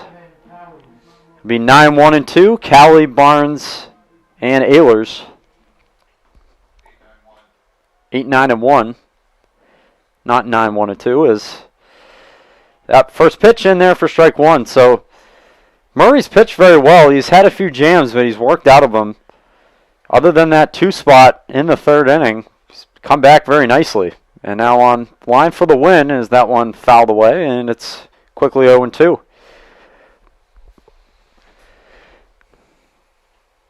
He's allowed just the 2 runs through 6 complete innings. 6 plus now. It's the 0-2. Cowley grounds one to second. Oh, and it's bobbled by McElroy at second. And that'll likely be in E4. We shall see. Yeah, indeed, that'll be an error on the second baseman McElroy. And the Owls have a base runner in Evan Cowley to lead things off here in the bottom of the 7th.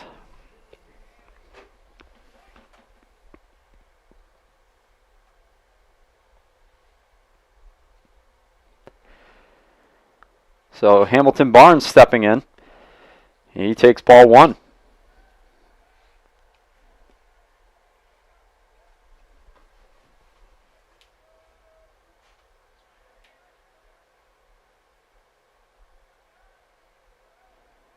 Check over to the runner at first. Back in time.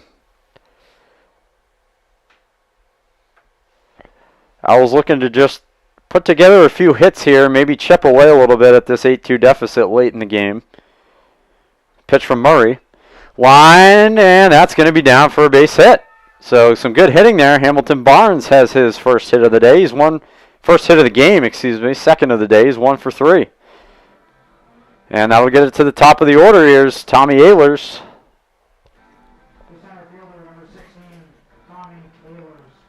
So let's see if the Owls can maybe get a few back here, and it'd be great if they could put up 8, but at least get a few back and make this a ball game once again. Get within striking distance.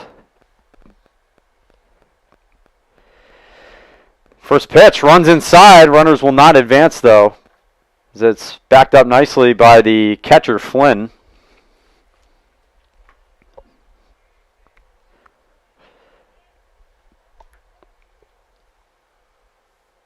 So it'll be a 1-0 to Ehlers. Murray's pitch count about 90, a little over 90 now. So see if they can start getting to him a little bit. That one outside for ball 2. This is the 7th inning, of course. In game 1 was the inning the Owls got both of their runs that would be enough for the win, as they were able to work the pitcher in that one. And that's outside, 3-0. Able to work Sean Gamblin there in game one. Rhode Island does have a left-hander going in the pen.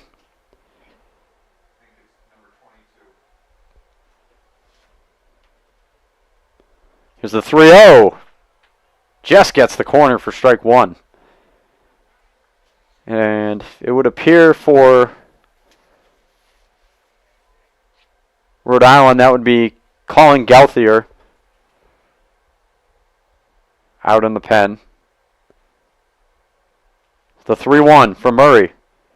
In for strike two. He got the corner once again. Arcovio has been giving both teams that corner today. And it works out there for Rhode Island. Here's the 3-2. On the ground, not hit hard enough for two. They're going to go to third, and they're going to get the lead runner. That's Cowley, so they'll get the force out at third on the fielder's choice. They'll be first and second now with one out. Nice play there by the shortstop. That was Isaiah Rivera. Smart heads-up play going to third base. And now here's Nathaniel Hudson. 0 for 2. He's struck out once, and he's walked once as well. And he's going to ground out one. Nice play at third. On to second for one. To first, they get two, and that is the inning. Keene State with a bit of a threat early on, but they get nothing. Still trailing 8-2 as we head to the 8th on the Owls Media Network. I remember writing in the 2nd grade that I wanted to be a teacher, and I always knew that I was going to be a teacher. I started school a year early, and it created challenges for me because I wasn't able to pick up material as fast as the other students. Outside of school, my Jaju would quiz me on my math facts and read with me. It showed me that even though I had challenges in school, there were still people who wanted to help me. In high school, I knew I had to work harder than everyone else to get the same results, but I had teachers that would help me in subject areas outside of their own because they could relate to how I felt. The way these interactions with my Jaju and my teachers made me feel while I was learning is the inspiration for how I'd like my students to feel. I'm able to build relationships and be vulnerable with my students when they're struggling because I've been in their shoes and I know exactly how they feel. Being able to relate to them from my own experience has become a massive asset in becoming a teacher.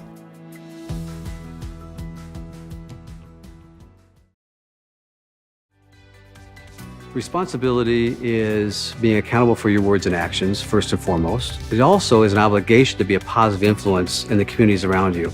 Being in a D3 program, you're going to have lots of different opportunities. You're not just an athlete, you're also involved in student life. Your academics are extremely important. We give a lot of our student athletes responsibilities right from the start by giving them leadership opportunities, by having them engage in the community, be a positive influence. That's being a responsible person.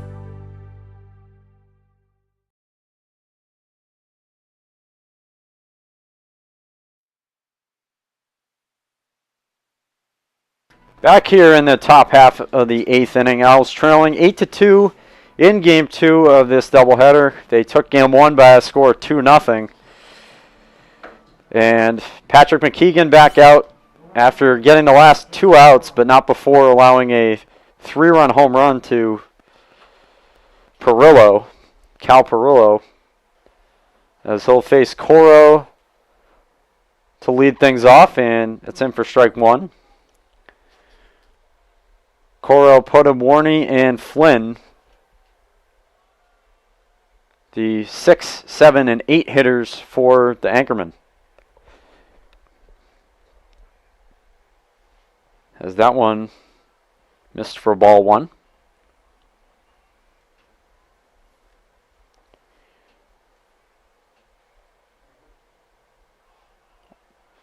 That one misses ball two, 2-1.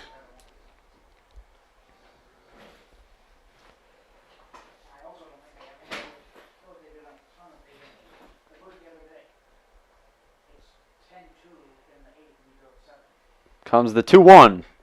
On the ground to short. McHugh has it on to first just in time. They get him at first. Nice pick there by, scoop there by Beon. And there's one away. So here's Poden Warney. He had a big hit last inning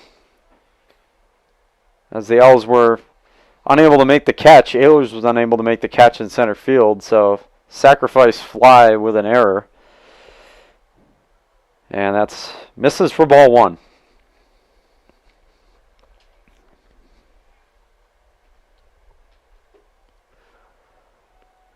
Is this the time of day where it's been kind of hard all day as that one's lined. That'll get down into the gap.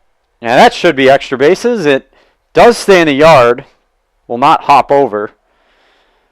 Ehlers gets it in, and that's a one-out double for Cole Poden Warney and Rhode Island. I was going to say kind of a high sky today, as they call it. Really no clouds in the air. Just the sun, so tough to see that ball sometimes as Flynn steps in, the catcher. 0 for 3. He's not joined the hit parade today for Rhode Island. Looking for his first one right here.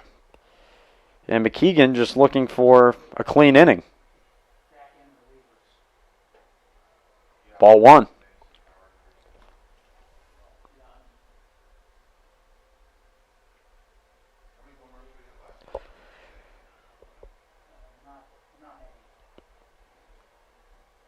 That one will miss inside, and it's quickly 2-0.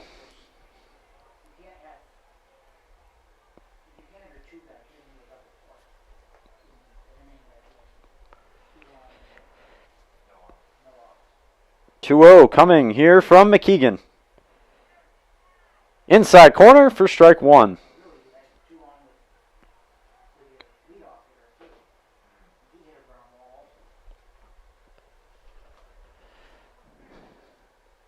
Runner at second, one out. Here's the 2-1. Outside ball 3.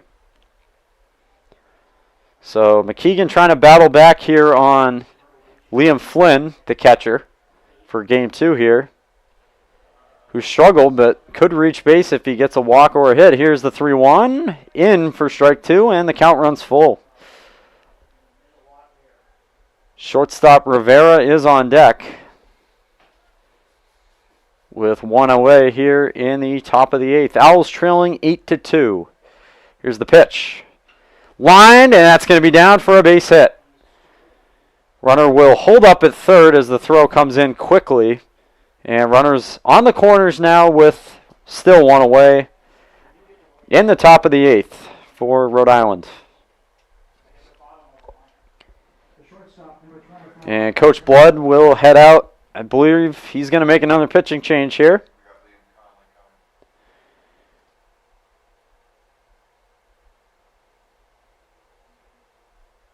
As he will take the ball from Patrick McKeegan, and that will do it for him. So we'll be right back on the Owls Media Network. Keene State trailing 8-2 in the 8th. Comprehensive learning is being able to adapt to experiences and apply the things that I learned. Being an athlete and juggling academics helped me grow as a person, and things that I've learned, I was able to apply it in another field, putting them into everyday life. Developing comprehensive learning helped me prioritize certain things to make sure I get to where I want to be.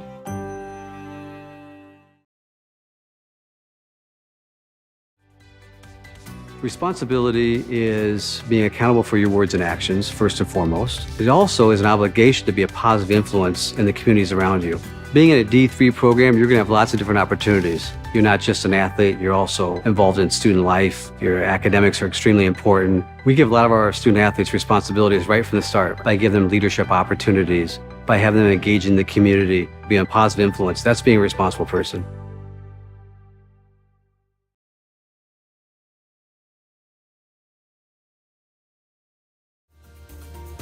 I believe sportsmanship is it's a mutual admiration and respect for your fellow competitors. We all go through a lot to reach the point where we compete against one another. It's important to realize that. So once we're finally on the field or on the court or on the starting block, we look at each other as fellow human beings and not just competitors. Being able to recognize the hard work that other athletes are putting in creates a more positive and inclusive environment.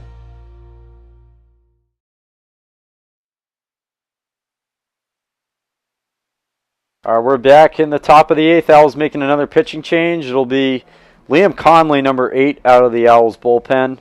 0-0 on the season, no wins or losses, with an ERA of 11.25. So we're going to tamp that down a bit and maybe get a ground ball here, get the Owls out of this inning.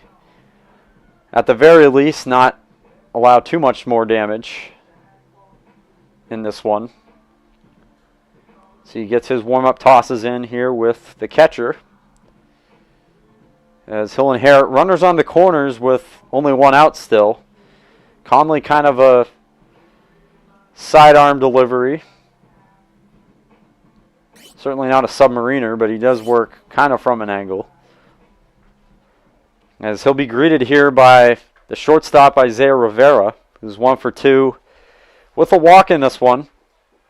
And he did come around to score one of the Rhode Island runs in the 7th. First pitch, high and outside for ball 1.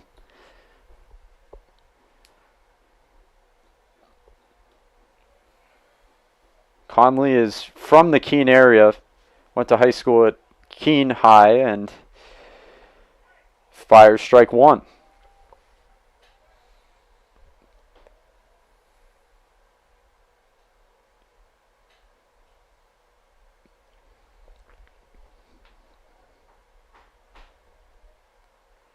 There's the 1-1.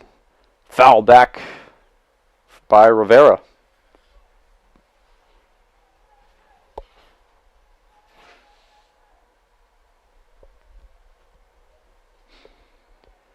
Conley quickly ahead 1-2. Trying to get a big strikeout here. And, oh, he didn't get the call. He thought he froze him. Looked like from up here, that was a pretty good pitch. Coach Blood wanted to know where that one was, and I guess just a little outside, but looked pretty good. So here comes a 2-2. Up and in for ball 3. Count runs full. Santerre on deck, the number 1 hitter. It would be his 5th at bat, either this inning or next inning. Here's the full count pitch. Cut on and missed. Conley gets him on a 3-2. And now he'll face Santerre, trying to get out of this inning with no runs allowed. Owls already do trail 8-2. I'm trying to keep it that way.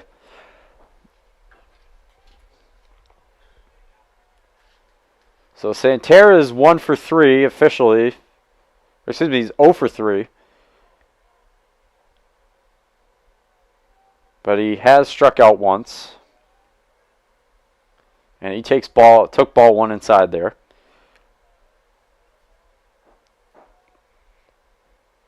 That one outside. Count runs 2-0.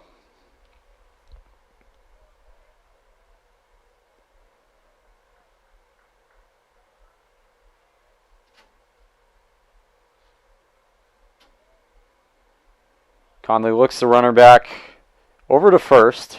Here's the 2-0. This is high ball 3. And it would be Lucas McElroy on deck, the second baseman, if we get to him. So Conley looks the runner back over. Here's the 3-0. And that one runs way in, and that'll be ball 4. So another walk for this Keene State pitching staff today. They've issued a great number of free passes here, especially in this second game. And McElroy will get the chance to hit here in the top of the 8th. Bases loaded, 8-2, 2 away. Here's the pitch. Fouled off for strike 1.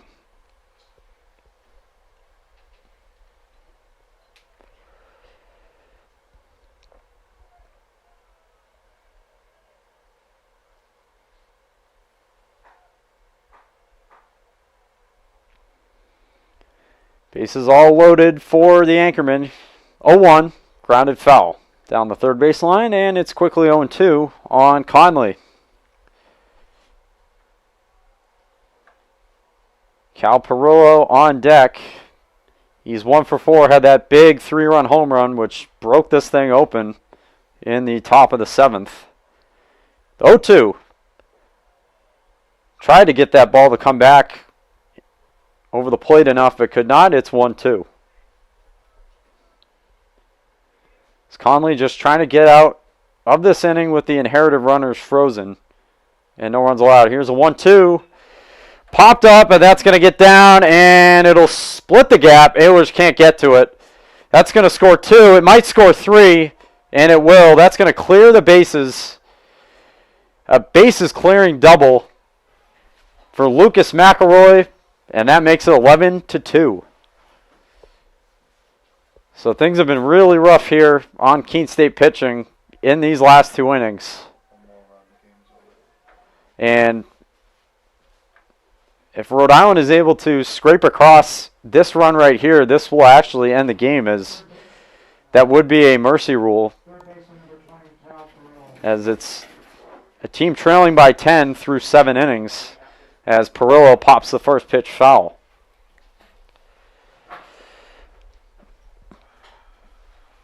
Yes, of course, so the mercy rule in the LEC is down by 10 runs through through over or past 7 innings. So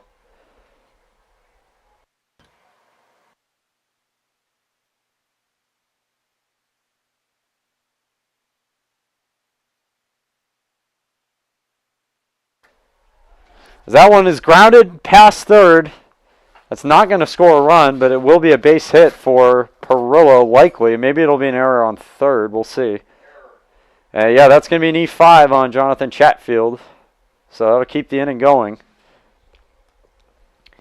And correction, so the Owls would have to bat regardless. So even if Rhode Island is able to push across another run or 2 this inning, or 3 even, Keene State would have to get through the order, still trailing by either 10 or more through 7 innings. And here is Pappas, the first baseman.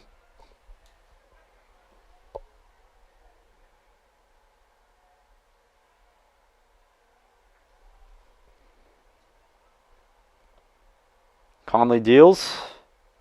And no, that's strike 1.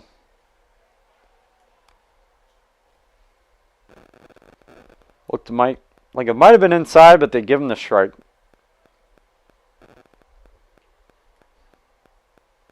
Comes the 1-1 from Conley. Misses high, ball 2.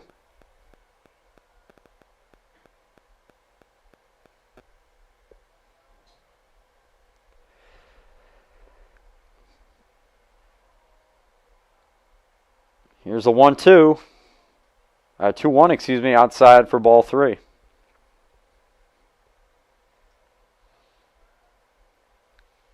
Conley just hoping to throw a strike here and even induce some contact, soft contact, and just get out of this inning at 11-2. Here's the 3-1. And that's in the air to left field. Back goes Hudson just in front of on the track. He'll make the catch, and that will at last end the inning. But the Anchormen get 3 more. They now lead 11-2 through 7.5 on the Owls Media Network. I am an NCAA student athlete. And I pledge to be a champion of unity on my team, on my campus, and in my community. I pledge to embrace differences and strive for inclusion and collaboration. I pledge to stand against racism, hate, and discrimination. I pledge to strive for love, care, and forgiveness. I pledge to stand against silence, deceit, and obscurity. I pledge to strive for dialogue, truth, and understanding. I pledge to stand against fear and doubt. I pledge to strive for trust and belief in one another. I pledge to stand against complacency and stagnancy. I pledge to strive for change and growth. I commit to supporting my fellow student athletes in all circumstances that impact them. I commit to both choosing unity personally and encouraging it for all. I pledge these things because we are stronger together. United as one.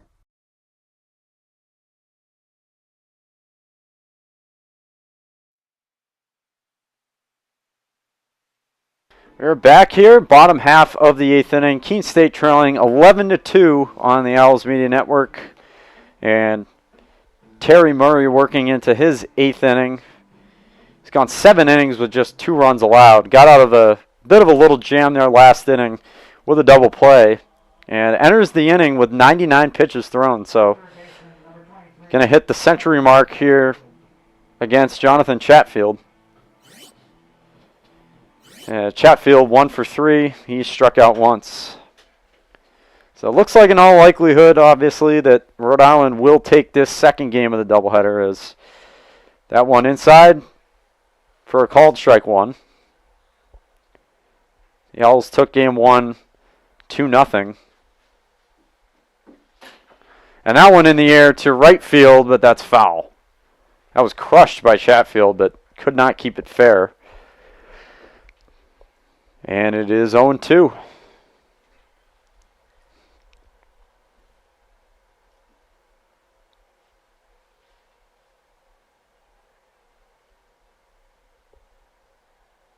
Here's the 0-2 from Murray. Foul away.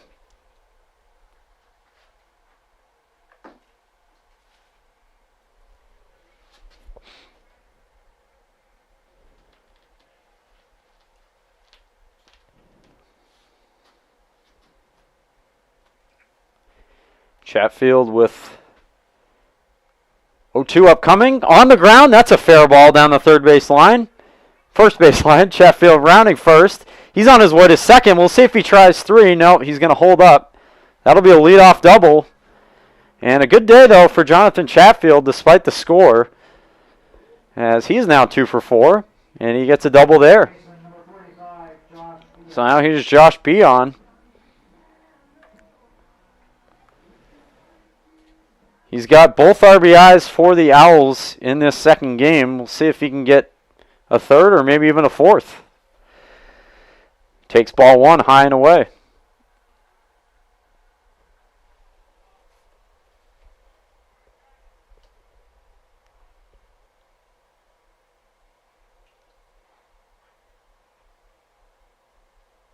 Here's the 1-0 from the pitcher Murray. Called strike 1.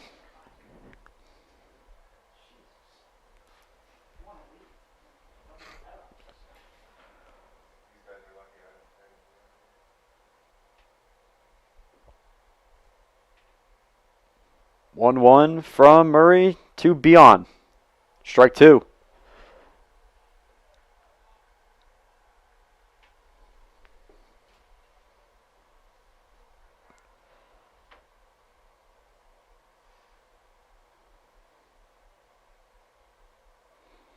Right around second. Nobody out here. Owls down 11-2, trying to get a run back. After the leadoff double from Chatfield. And here comes a 1-2. Outside, it'll skip past the catcher, Flynn.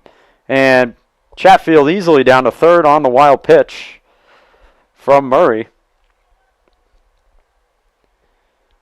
So now an out can get you a run here if you're Keene State. You can get a fly ball of decent depth or even a ground out. Got to think that Rhode Island certainly would cede the run in this situation. Here's the 2-2. Cut on and missed. Beyond down on strikes. 6th K of the day for Terry Murray. He's been very good out there. Despite a rough third inning, he's carried on. And now here's Brendan Eaton. Eaton 1 for 2 on the scorecard. And he swings and fouls off the first pitch for strike 1.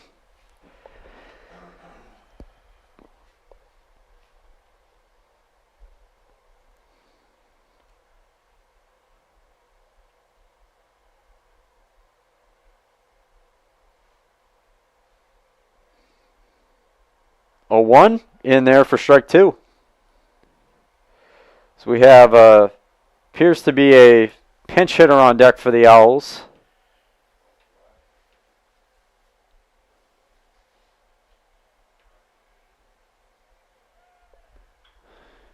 And that one in the air. That's going to get down, a base hit. Little bloop single for Brendan Eaton's going to score a run as Chatfield comes in. And that'll make it 11-3. So the Owls get one back here. Otis Follett now will come in. Otis Follett will come in.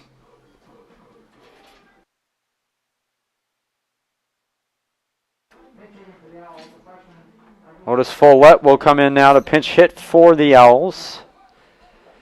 So Eaton gets on the board with an RBI in this one. Little bloop single there over the head of McElroy at second base. And Otis Follett stands in with his first at bat of the game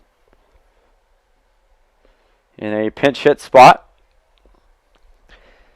And he goes after the first pitch, hits it in the air to center, and that'll be 2 down. As Santerre able to get under it for out number 2. So McHugh stands in. And Follett pinch hit for Verano, so he'll likely just remain as the DH for the remainder of the game. Last 2 innings here. Strike 1 to McHugh.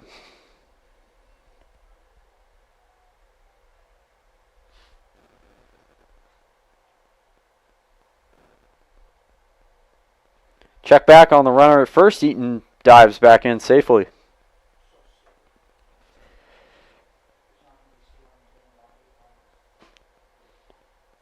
That one fouled back by McHugh, and it is 0-2. Owls trailing 11-3 here in Game 2 of this Sunday doubleheader from the rain out yesterday against Rhode Island College. Here's the 0-2. Fouled away, and McHugh stays alive. So RBIs in this one. A pair for Josh Beon and an RBI as well this inning from Brandon Eaton on a single. Cut on a missed. And Murray with his 7th K of the day. So the Owls do get a run, but through 8, they trail 11-3 on the Owls Media Network.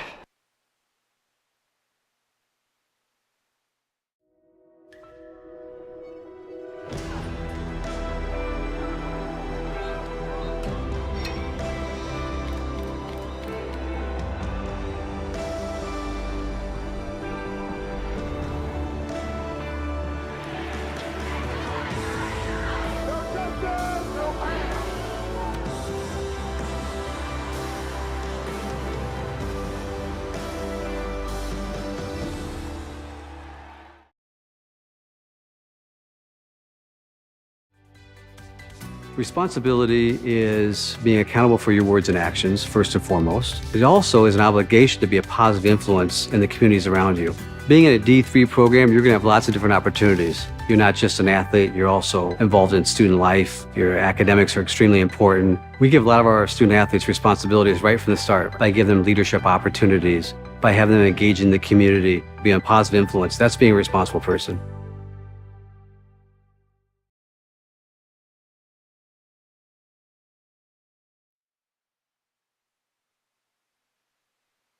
All right, we'll get a new pitcher for the Owls here in the top of the 9th inning, trailing 11-3.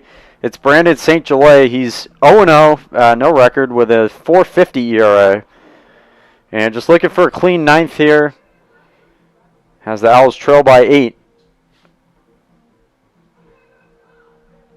And he will be faced by Helfrich, Coro, and Podedwarney, the designated hitter. So that'll be 5, 6, and 7 due up for Rhode Island here in this final stanza. In all likelihood, of course, the final stanza, but kind of tough to see a comeback at this point for Keene State. As Helfrich steps in, he's 1 for 4. And with an RBI as part of that, I believe the 7th inning. So here's the first pitch from St. Gelais. Missing low for ball 1.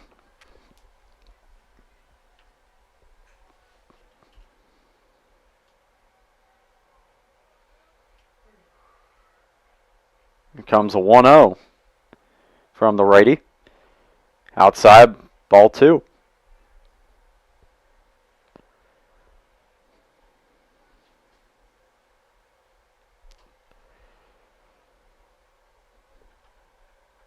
Looking to fire in a strike here. That's been a concern today for the Owls. Is that one will miss. Ball 3. Especially for the relief pitching, it's been a bit of an issue, and that's been a big part of these big innings for Rhode Island has been ball 4. Here's the 3-0. And that'll miss. Not close on really any of those pitches.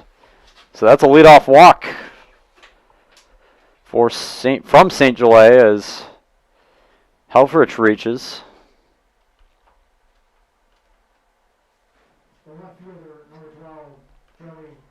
So Joey Coro stepping up now.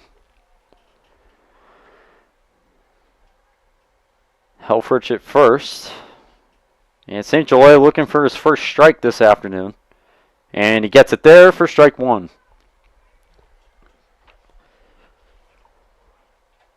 Coro shaking his head a bit at the plate. He didn't like it. Call from home plate ump Matthew Arcovio.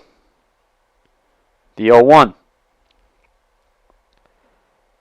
That'll miss a little low and outside for ball 1.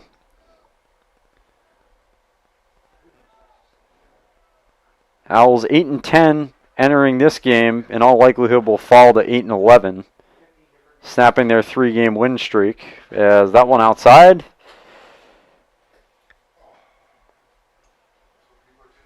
St. Gelais has thrown 7 pitches, just 1 for a strike. And looking to find the plate here.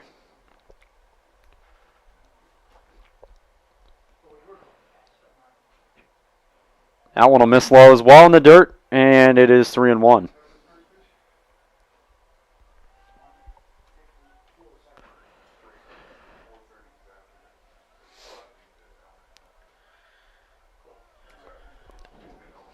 Here's a 3-1 from the righty. That one's in for strike 2.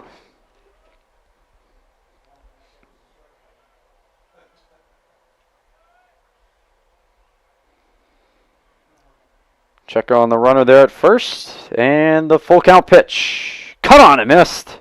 So St. Gelais battles back, and he gets Coro for the first out of the 9th inning, top half of the 9th. And now it'll be Cole Poded-Warney, who's been a tough out in this second game at designated hitter.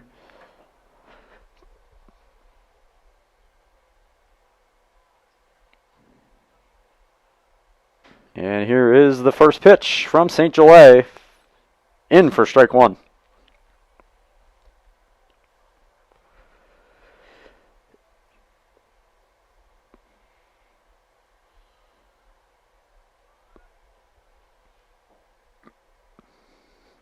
Comes the 0-1. That'll bounce in the dirt. Nice pick, though, there by Callie, the catcher. Now keep it right in front of him. That's exactly what you're supposed to do there. And the count even at 1-1. Here's the 1-1 pitch. In the air to left field. Back goes Hudson, and it's over the wall. That's a home run. 2-run blast from Cole Poded-Warney. His great second game here continues. And that'll make it 13-3 Anchormen. Hudson going back on the track. It looked like he might have had a play, but that ball carried out and over the wall for a 2-run blast for Poded-Warney.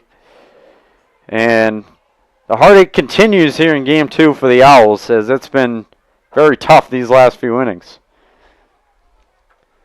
So now here's the catcher, Flynn. He's 1 for 4. Has struck out twice.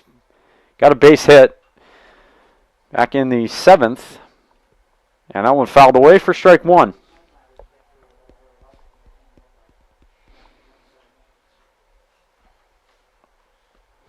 Owls were leading at one point 2-0, entering the top of the 7th. And that one's going to be hit. That stung into the gap, and that's out of here. That's a home run for Liam Flynn, and that'll make it 14-3. So they go back-to-back here in the top of the 9th. As Flynn just destroyed that one out to right field. The question was it going to stay in the yard or not? And it got enough to get out of here. So Rhode Island fired up, understandably, obviously, as they have absolutely broken out here in game number 2. And we're going to have a Daniel Cassio will pinch hit now for the Anchormen. Now leading 14-3 in the blink of an eye with back-to-back home runs. A 2-run blast from Pota Warney and a solo shot from Liam Flynn. And that's made it 14-3. And that one will skip in the dirt for ball 1. So the Owls will still bat in the bottom half of the 9th, despite trailing by more than 10 runs. That one inside ball 2. If you're St. Gelais here, you just want to throw, I mean, obviously you've given up a pair of home runs, but you just want to throw strikes here and get out of this inning. Last few innings have been very long for the Owls. They allowed 8 in the 7th, 3 in the 8th, and so far 3 in the 9th. Here's a 2-0 to the pinch hitter. Inside for ball. No, that hit him. That one runs in on him and gets him, and that'll put a runner at first. And it'll be over to the top of the order. We're also going to get a pinch runner here for RIC. That'll be Cole Peterson, who takes over at first base. As the Anchormen starting to bring in some of their bench pieces here late in this one. St. Gelais fires in strike 1. He gets it past the leadoff man, Santerre.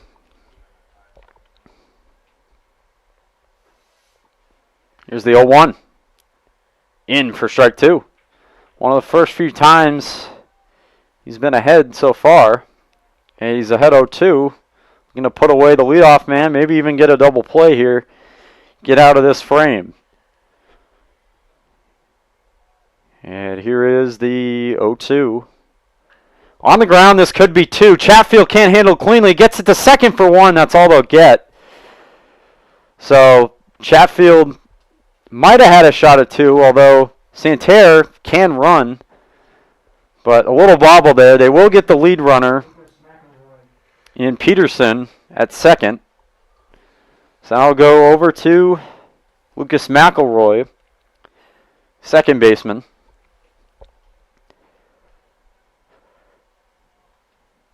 So they get a fielder's choice there. Check back on the runner. Back in safely.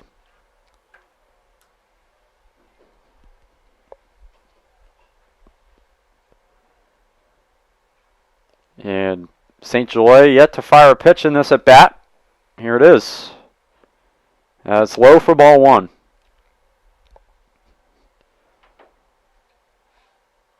As the shadows somewhat start to creep in. Won't be a factor most likely. But start to creep in here late in the afternoon is that one outside ball 2.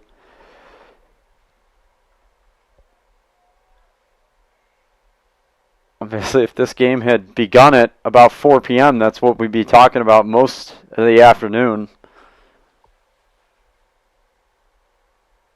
That one skipped in the dirt. To second base goes Santerre easily on the wild pitch. And it's 3-0. 14-3 Rhode Island. In the top of the 9th here, game 2 of this doubleheader. in for strike one, so he gets it over on the 3-0.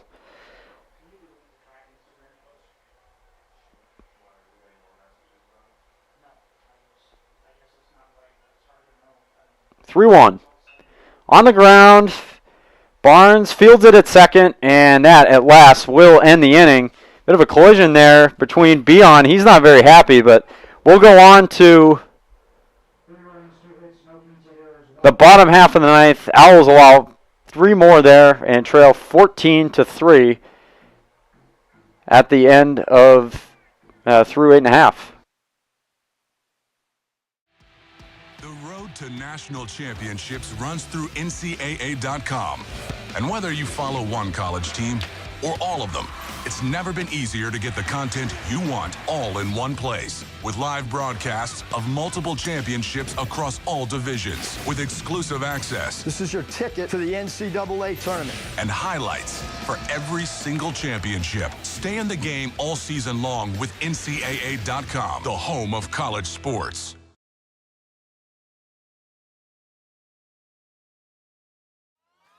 All right, pay attention. Welcome to Fandom 101. We'll cover the tools of the trade from foam fingers in the wave to the super secret wave. How's that for a course description? Lesson 1, your game starts long before the opening whistle, so arrive prepared. 2, if something piques your interest, raise your hand.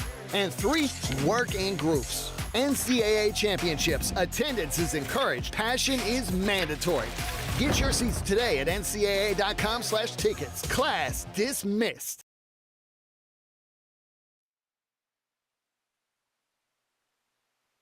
All right, bottom half of the ninth. Owls trailing 11-3.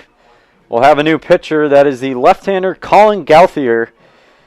He's 0-2 with a 3.66 ERA on the year for Rhode Island, and he will look to finish off Keene State here in game number 2. Owls took game 1 by a final 2-0, but trailed big here, 14-3 in the bottom half of the ninth. As leading off, we'll get a pinch hitter for Keene State. That'll be number 35, Trent Mayer. He's senior. And he gets a nice ovation from the hometown crowd.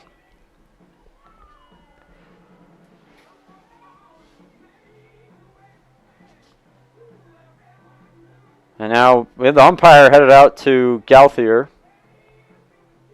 Not sure what they're discussing, but we'll get a little break here for a moment in the action.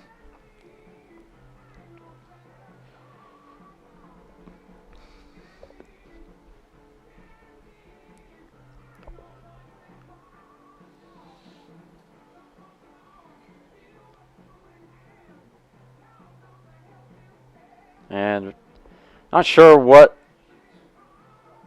was said there, or umpire maybe might be the pinch hitter situation. We shall see. But we are back to playing here as Mayer leads off.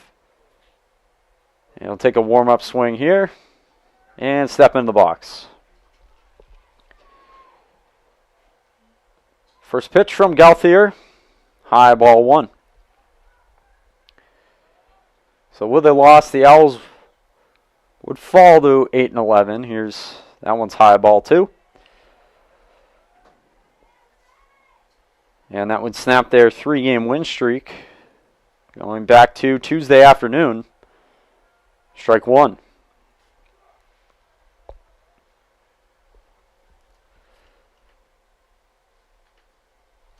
Here's the 2-1, foul back by Mayer. And count is even.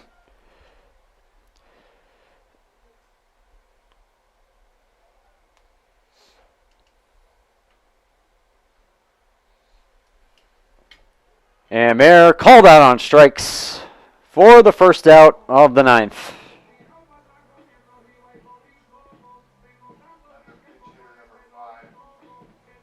So we'll get another pinch hitter here for the Owls. It'll be another senior. It'll be Junior Santos who will pinch hit here, getting his first look of the day. He takes ball 1 inside.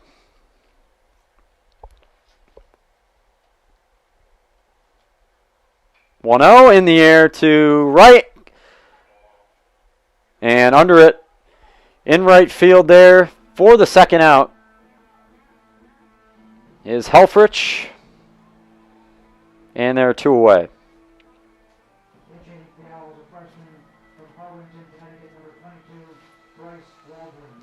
So Bryce Waldron now, another pinch hitter for the Owls here in this final inning. And Waldron steps in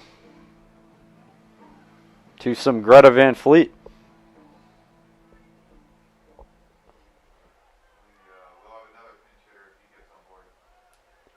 And should Waldron reach, we'll have another pinch hitter coming up for the Owls as Waldron takes ball 1. Here's the 1-0. Cut on a missed. And that's strike 1. Owls down 14-3. Here's the 1-1. In the air to left field. Did he get enough of it? It's going to die on the warning track, and that is the ball game. So Waldron flies out deep to left to end it. Rhode Island takes game 2 by a decisive 14-3 final. And both teams split the doubleheader this afternoon. The Owls winning game 1 2-0. And Rhode Island winning game 2 14-3. So we'll be back in just a moment here with head coach Justin Blood, as well as probably Jake Yakum, the winning pitcher in game 1 for the Owls, in just a moment here on the Owls Media Network. If you could only eat one food for the rest of your life, what would it be? I'm probably gonna have to go with Chipotle, if that counts, because then I can change it up every once in a while, and it's something that I order basically every day here anyways. Favorite movie? I'm gonna have to go with Grown Ups. I'm a huge Adam Sandler fan, or anything with Will Ferrell, honestly. A professional athlete I admire in my sport is, ooh, that is a good question. I'm gonna have to go with my club volleyball coach who actually played for the USA team. Her name's Kat Minyard. She is super inspiring and someone that I definitely look up to through my experiences playing college volleyball as well as growing up and learning how to play. One thing my coach always says at practice is, so my coach definitely talks a lot about drills. However, he does always talk about how communication is key, and I feel like that's a sport-wide thing. I don't think that's only us. And he just reminds us of it every day, and it's something that's definitely engraved in my mind. Dogs or cats? I'm gonna have to go with dogs. I've never had a dog or a cat. I just think dogs are superior, and I think golden retrievers are the best dog in the entire world. Pizza or pasta? Ooh, that's a tough one.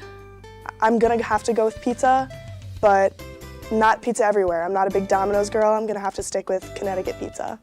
Who on the team spends the most time on TikTok? I'm gonna have to go with Gigi Steak. She is an avid TikToker. She went viral a few times, so shout out to her. Favorite sport to play other than mine? I do play golf. It is a fun sport for me. It's definitely more so a hobby, considering it's more of a quiet, relaxed sport, and I'm super energetic. But it is a super fun sport to play, and I think it's something that I really enjoy doing over the summer. What is the best meal that you've ever had at the Dining Commons? I'm gonna have to go with the chicken parmesan. I think every time that they do it, it never fails. Favorite vacation spot? I've been to Florida many, many times. However, I think that my favorite vacation spot would have to be San Diego, California. I always enjoy going there. There's so much to do, and I really just enjoy any beaches and bodies of water.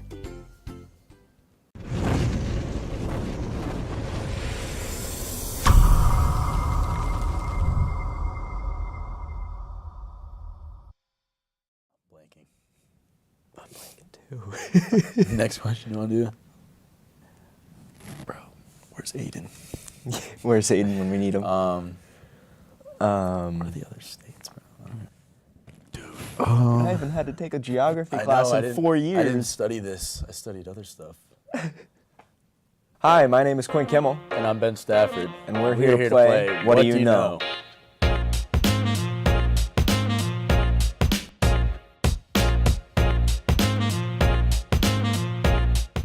Phelps, Spitz, Lochte. Who from there? Murphy? Dude, I don't know.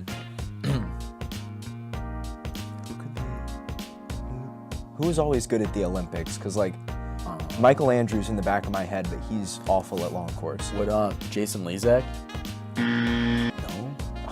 No.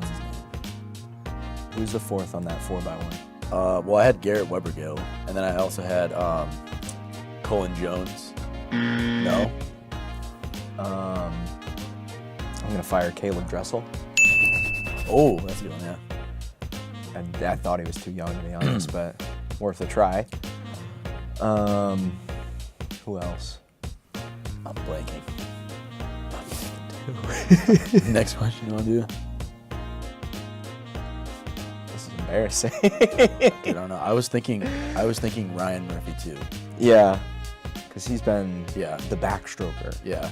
You want to move on? I think we should. Yeah. I think we'd be wasting time.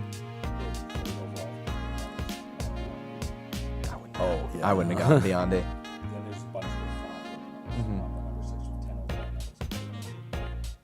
Wouldn't have gotten him.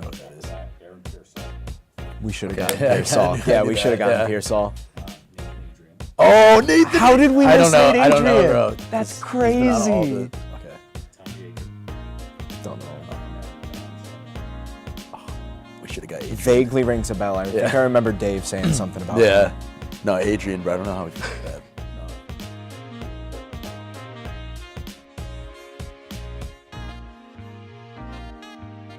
Hartford, Boston, Albany, Concord. Not Portland. Is it Portland? Is it Bangor? All right, let's go Juneau for Alaska because that one's in my head right now. Tallahassee. Good. Atlanta, Georgia.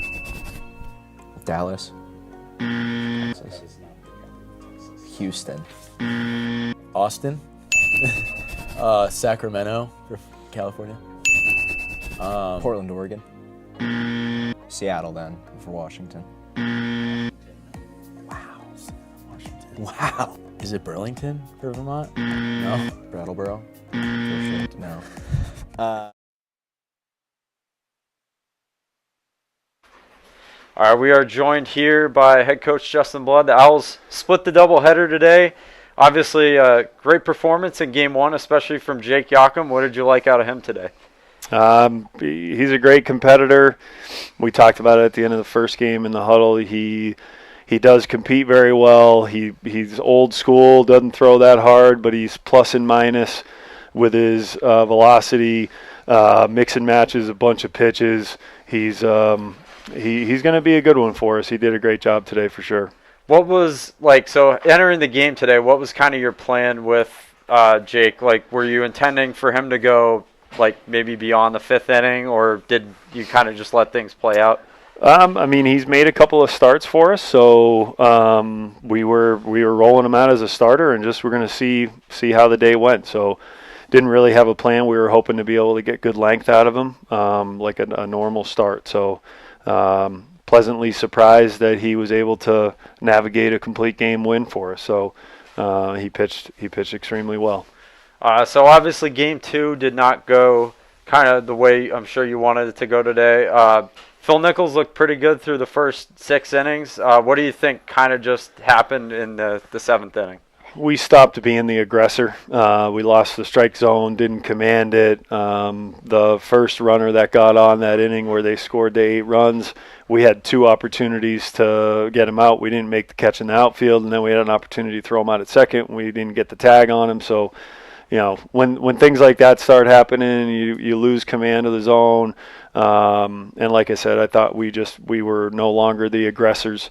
And we had them on their heels all day long.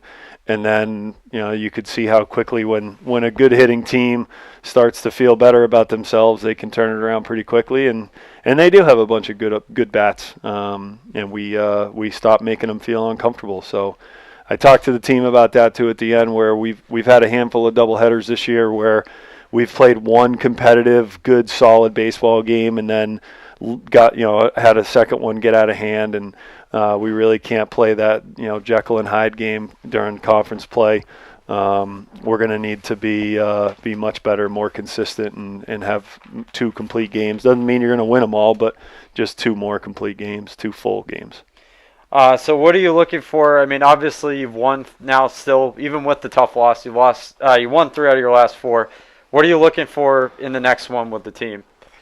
I mean, I think Coach Lupa said that to me at the end of this game. He said, keep things in perspective. We were 3-1 for the week, and if we can, have more weeks like that in the coming weeks, I think we would be happy. That's kind of how baseball is. When you pile all these games up, you got 3, 4, 5 games a week.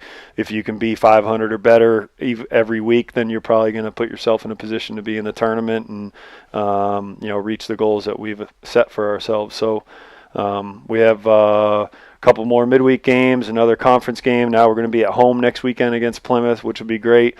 So just want to try to keep some positive momentum going. And the reality is we found a way to beat probably the best pitcher in the league in the first game, and we need to, hopefully that will give us some confidence that we can find ways to beat some good arms, because there's definitely a lot more good arms that we're going to see in conference the rest of the year. But want to try to keep taking some positive steps this next week.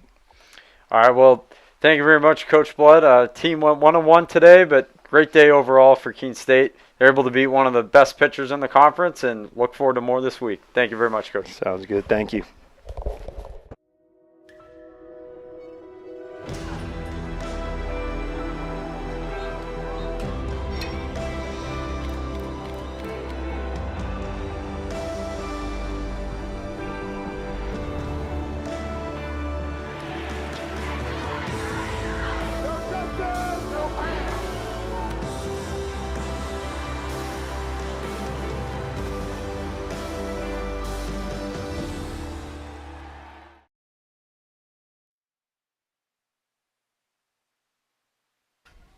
All right, we are here with Game 1 winner Jake Yakum as Keene State took Game 1 in this doubleheader today by a final of 2-0. Complete game shutout. How did that feel?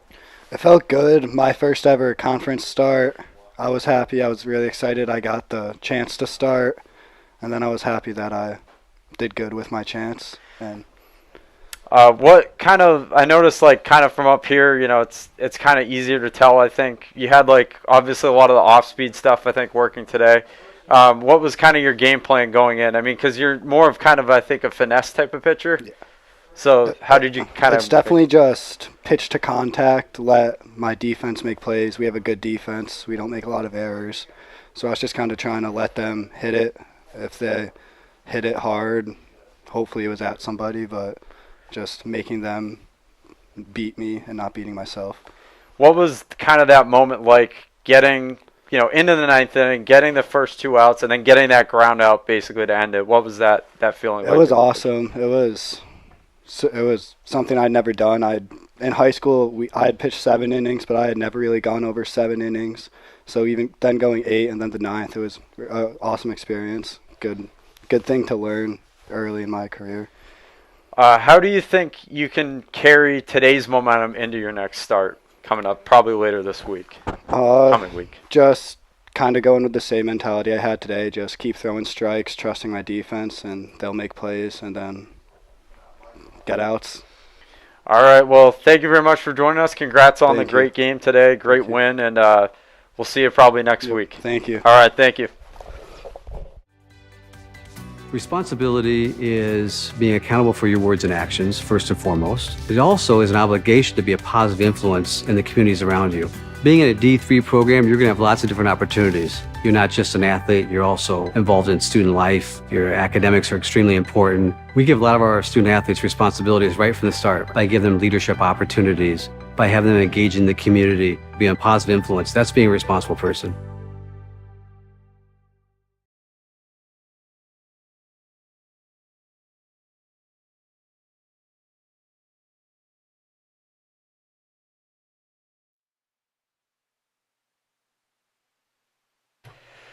All right, so the Owls go 1 for 2 today. They win Game 1, 2-0. They fall in Game 2, 14-3. But the Owls will have a pair of games, I believe, this week at home. They'll have New England College as well as Fitchburg State, and so we look forward to doing those ones later this week. All